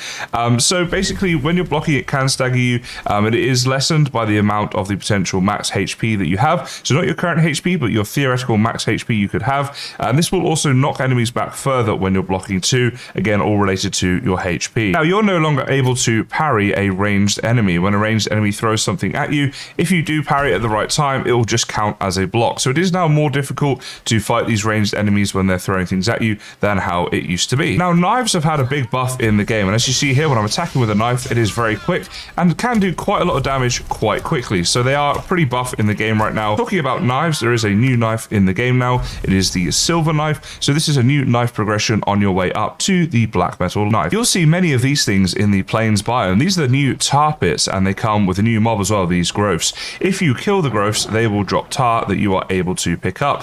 You'll also see tar in the pits, but as you see here, when I try and pick it up, it gets stuck in the tar. As such, you need to dig these big pits next to the tar pit in order to enable yourself to get in here and pick up all the tar you see inside. There is a full video on this on my channel. The other thing to say as well is these growth things right here, they will respawn in the tar pits after 2 in-game days, and this will happen even if you've drained all of the tar out. They will still continue to respawn here, and that's how you can get a renewable source of tar. You can see here, lox will attack the growths, and when they get to them, they can actually do quite a bit of damage to them. So this might be a way that you can help yourself in order to kill growths by kiting a lox over to fight them. When chopping down a tree, you can now just hold left click to repeatedly hit with your axe, and this works for many things such as attacking, and also as you'll see here, when I'm mining, I just hold left click, whereas before you had to keep spamming it. So this is kind of nice, and especially if you're grinding out a bit of an area, then it makes things a bit easier. You can now toggle auto pickup. If I press V here, my auto pickup is off, meaning I can walk over all of these items without picking them up. Press it again, and when I walk over them, I will pick them up. So this could be quite handy if you've got a load of stuff on the floor that you don't want to pick up. There have been a number of new emotes added to the game. If you press enter, you'll see the different emotes right there. So now if we were typing, for example, /challenge and type that in, There we go. That is the challenge being laid down by the Viking, guys. Valheim is an incredibly complex game, but as many of you will know, I have made an absolute ton of content on Valheim over the last year or so, including lots of tutorials and different tips and tricks videos and all that kind of stuff. So it always amazes me that so many people are still able to come up with all these different tips that I actually didn't know in the game, or sometimes are ones that I maybe forgot about and haven't used in a long time. So in today's video, I'm going to be showcasing some of the tips that you guys have suggested. So this is going to be tips that I get in my comments in previous videos. Now, if there's anything that I've missed out or you think would be a good tip to add, then please do let me know down in the comments and you might be featuring in one of these future videos. But for now, let's jump into today's tips. So the first tip comes from Ericant Game, and this is actually an extension of a tip I did in the previous video, which was talking about things you can do in cheat commands. Now, as I said in the previous video, if you guys want a video tutorial on how to do cheats, I'll put that down in the description and the comments to this video. But essentially, once you've got the dev commands set up, here is what you can do. So you type in bind, then the key of your choice. So I'll use the example that Eri gave here, J, and then we'll put in there wave, and we'll just enter that in. Now, when I press J, as you'll see, I wave. Now this is super useful because typing in /wave doesn't sound like a big deal, but anyone who's played on a Valheim server will know that it's a lot easier to just, if we can just do this and interact better with other people, which is great because multiplayer servers are definitely very fun. Now I do have a server myself that you guys can join. I'm not going to say too much about it here, but if you are interested, there'll be a link to that in the description. So the next tip is from Reedy and says about how you can use your spear to throw at birds. Now I will say that this does take a bit of getting used to. I find with the spear, you have to aim a lot higher than you think. Now, I don't use the spear tons in games, so maybe that's why, you know, I'm not used to it, and maybe if you guys are, then, you know, that's the thing. But basically, this was building off a tip that I gave in the last video about how you can use the Abyssal Harpoon and use that to get feathers from birds rather than other arrows. But the spear works very well too, and is an earlier game option before you get the kite in for the Abyssal Harpoon, so definitely worth a mention for this video. Next up, we have this tip from Uncaring Bear, which is all about leveling ground. Now, as you guys know, when you level ground, if you're just stood here and you left click with your hoe, it'll try to level the ground that you're looking at to the level that you are stood at, like within reason. So if I'm here and I try to level, it'll like try to level to this bit right here, right? And it'll do that as we like click around.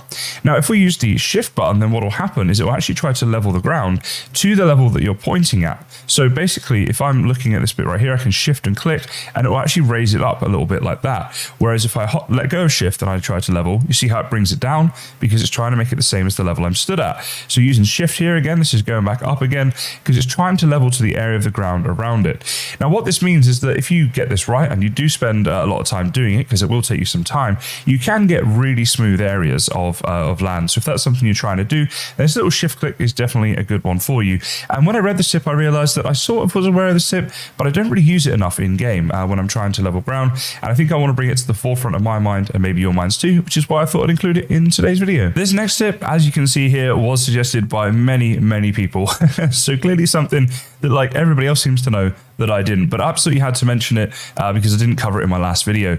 But essentially, when you try to split a stack of items, so if you're trying to get out a certain number of items here, you know you can do this and you can drag the bar around, but you can also just type in the number. So if I hit 4, if I hit 2, if I hit 3, it'll do that for you. So this is like actually quite a useful thing to know about, and it works with double digits incidentally as well. So I can do here, like if I wanted 10 of these, I can type it in and get the 10 out. So that way you can obviously get to the exact like right number that you want. Now, as I mentioned in the last video, what I like to do is like if I'm here and I need like 3 of these, I'll be like boom, and I'll try and get it right as a little like fun little mini game. So you know, that's another way of doing it, but certainly using the number pad could be useful for certain people and definitely warranted a mention in today's video. This next tip from Brian Wood is quite a useful one here in the crypts, but it can be used in other situations too. Now, as you see, these blobs here are aggroed and they're trying to get to me, but they can't. I've mined back some of these muddy scrap piles right here, but not enough that they're able to get through. And this can happen a lot in crypts, and it's a good way of exploring them because you can make sure the draggers and other things can't get through as well. So what you can do then is use your Stag Breaker, go up here and just hit. And because it does an area of effect thing, even though you're not able to get through to hit them, you're hitting sort of on this side of the muddy scrap pile, it's still doing damage to them, as you can see. And we've basically cleared out that room without even having to go in there or really risking ourselves too much about getting hurt and such. So a very useful tip there. Thank you for that one, Brian, and definitely worthy of today's video. So last but not least, we have the tip here from Morton Meyer, and he's saying that basically when you're getting kiting on a a Leviathan, as I'm doing right here, when it starts to do what it's doing now, like it's about to go down and go under, if you press escape and log out and then relog, apparently this stops it from going down. Now, I didn't know this and I haven't actually tested this. I'm just doing it for this video. But if you're listening to me right now, it works, because if it doesn't work, I won't include it in the video. So that's how you know. Let's log back in and see this thing in action. I want to test, like, you know, how long does it work for as well? Like when we come back in, does it fully reset or does it just slow it down? It'll be interesting to see. Okay, so here we are, we're back in. I'm not sure why it's nighttime. When I use the cheat commands, I always set it to daytime. But what I'm going to do is just keep mining on him again until he goes down again, and then double check that this works for a second time. And basically right now, obviously I'll just be in like normal mode. So if it works now, then it works, kind of thing. Whereas I don't think the cheat mode have anything to do with it. So I'm sure this works, but I'll just test it one more time for you guys. Okay, you can see here he's getting annoyed and he's about to go back down into the water. So we're going to log out once more and test this for a second time. And once again, it's worked. You can see no bubbling around the water here, and he's just happy chilling. So he's just waiting, and we could get a lot more kiting that way. So this is extremely useful. It is a little bit cheaty, I suppose, but you know, not everyone has a load of time to go around finding loads of these things to get enough kiting. So I can understand there being a reasonable use for this. Now, I will say that I would imagine if you're playing on a server, this wouldn't work. This is probably just a little trick for single player worlds, but nonetheless, a useful tip. Valheim is a very complex game, and as such, there are definitely some things that I wish I knew before I started. So today I'm going to go through 10 things I wish I knew about Valheim before I started. If you'd like to join my Valheim server and community, there'll be a link down in the video description. So if you're anything like me, as soon as you spawn into a new world, the first thing you want to do with a new game is just run off, adventure, and see what things you can find. But in Valheim, that's really not a good idea, because there are a lot of things that you can miss around spawn. Like this right here, the Antler location. You definitely want to register that. Behind these stones, you'll find things like these raspberries right here, or these mushrooms over here, and even just little things on the floor like the stone right here, or the branch over here. Now we're off to a much better start. We have our Antler location, and we have some basic things on us. We can go ahead and eat this food then straight away, so we can run off and have a bit more stamina when we're running, and a bit more health if we run into enemies. But you need to make sure that you pick up everything you see along the way. Now, as you can see here, sometimes these things look kind of hidden. So one little trick for this is to go into your settings, go to the graphics settings, and then put vegetation quality right down to low. You'll see right now everything is a lot easier to see, like this stone right here. But where it really makes a difference is with mushrooms. As you can see, this is the mushrooms with the vegetation on low, and this is the mushrooms with the exact same view when the vegetation is on high. And as you can see, you can barely see those mushrooms. In every Valheim game, you start off with a torch in your inventory. You can equip that by pressing 1, and as you'll see, this grayling is scared of it. If I just stand still, he will not attack me. The other thing you can do is actually attack the grayling with it, which will hit him, but also set him on fire, so he takes fire damage after the hit. And you can see with just one hit there, we almost killed him. Then with our next hit, we will kill him, and he'll just burn to death in a wonderfully friendly way of killing a grayling. You'll then get yourself some resin, which can be used to make, as you see there, a torch. So you can make more of these in the future if you need them to prevent graylings from attacking you. Be sure to press R to put your torch on your back. This of course works for any other item as well, but it's important to do with the torch so that your torch doesn't keep burning and run out of its durability. You can then press R again to quickly equip your torch whenever you need it. Now, graylings aren't the only thing scared of fire. As you can see, we've got these boar here, and they will come to attack us, but if I get my torch out, you'll see that they run away and they will not attack you. And just like the grayling, we can go ahead and hit them. So we put the torch away, we let them come close, then when they get close, we give them a good old hit with the club. And we're not really risking taking any damage from them, but we're able to kill them. Down by the water, and sometimes in the water, you'll see these things, which are called net. As you can see, they too are scared of fire. If I put my torch away, this net should come to try and attack me. But as soon as I get my torch back out, he runs away. So the torch protects you from pretty much all of the early game mobs you're likely to face. Don't just pick up everything while you're running around, but also mark when you find somewhere useful on the map. Press M to open your map. You can use the mouse wheel to scroll right into where you are, and then choose from one of these different icons over on the right. You can then double click to add the icon, and I'm going to put an M here because then I know that there's a lot of mushrooms around here. This can be useful later on when you're looking for specific resources. Now that you've been running around picking up loads of stuff, you can press tab to open your inventory. And as you can see, I've found a load of stone and wood and a few other things too. So by pressing tab on the right hand side, I can craft myself up a hammer, which is going to allow me to build a ton of other things. So with my hammer equipped, I can right click and go ahead and get into crafting down a workbench. This will allow me to build a ton of other stuff. However, a workbench on its own is no good because as you can see here, it will need a roof. So right click with your hammer again, go to the building tab, build some walls around it and a roof around it, just like this. Then at that stage, you can go up to the workbench, press E,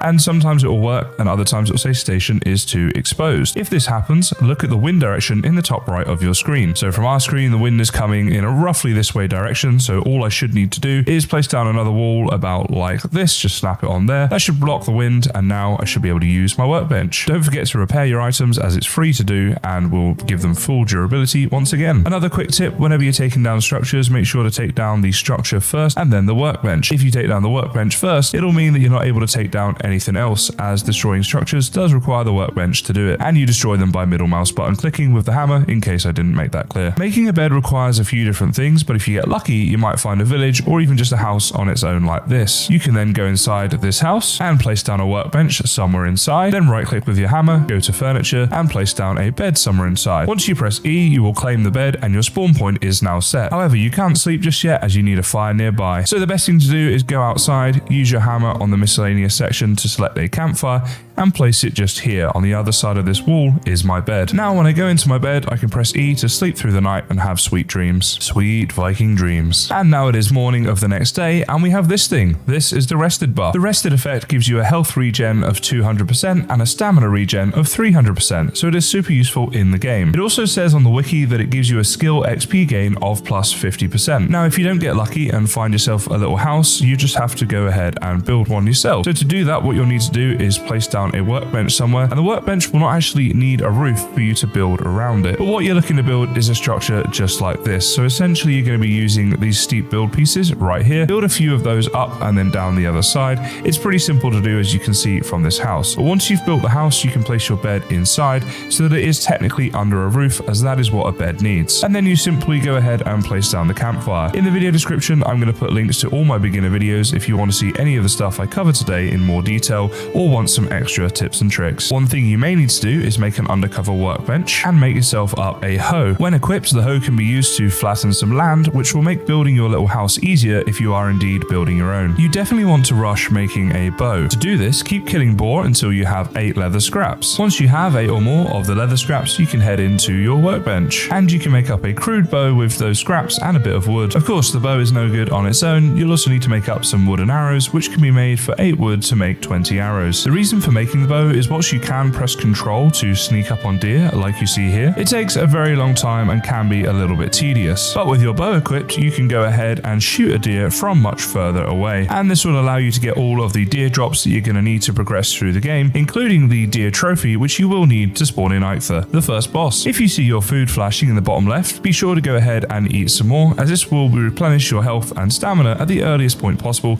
to give you, of course, more of both. It can be tempting to go ahead and explore the ocean by making yourself up a raft, but all I can say is don't do this. Not only are they super slow, but they're also very dangerous, because if you bump into one of these things, which is a sea serpent, you will definitely die, and this is terrifying. You can press tab, click on the stone axe, and then click craft to craft a stone axe. You'll notice when I'm crafting, if I left click again, it actually stops the crafting, so if you make a mistake, you can go ahead and do this. But when your stone axe is made, you can go ahead and chop down these big trees here to give yourself a lot more wood. Be careful though, because when a tree's falling, it can indeed kill you, and this happened to me many times. When you do die, and you will die, you can go ahead and press M and open up the map, and you'll see this little skull and bones thing right here. This is your death point, so then you can use the mini-map to orientate yourself towards it and go and find your stuff. Ah, my mighty foe. So you get one of these things, which is a little grave. Let me try and push this log away. There we go, now we can see this better. It was in the tree, but you get one of these things, a little grave, and you can press E to open it, and it will just put all your items back in your inventory exactly where they were. At this point, the grave does disappear. The damage that trees do when they fall isn't all bad news. When you chop down trees that are near each other, they will damage the other trees around them, allowing you to get more wood with less chopping. If you do enough of that around trees like these right here, which at this stage of the game will tell me is too hard to hit, then you can actually use the other trees you can knock down to bang into this tree right here and get more wood. This has been covered in other videos and many other times, so I just wanted to give it a quick mention. Every Viking gets tempted to go for a swim in the wonderful oceans you find in Valheim, but be careful, because you do start taking damage pretty quickly early game, as you cannot swim very far at all, and let me tell you, dying in the ocean or in the water anywhere can really suck. And the final tip is to find yourself a Valheim channel that covers Valheim in depth and gives lots of great tutorials, and then of course subscribe to that channel.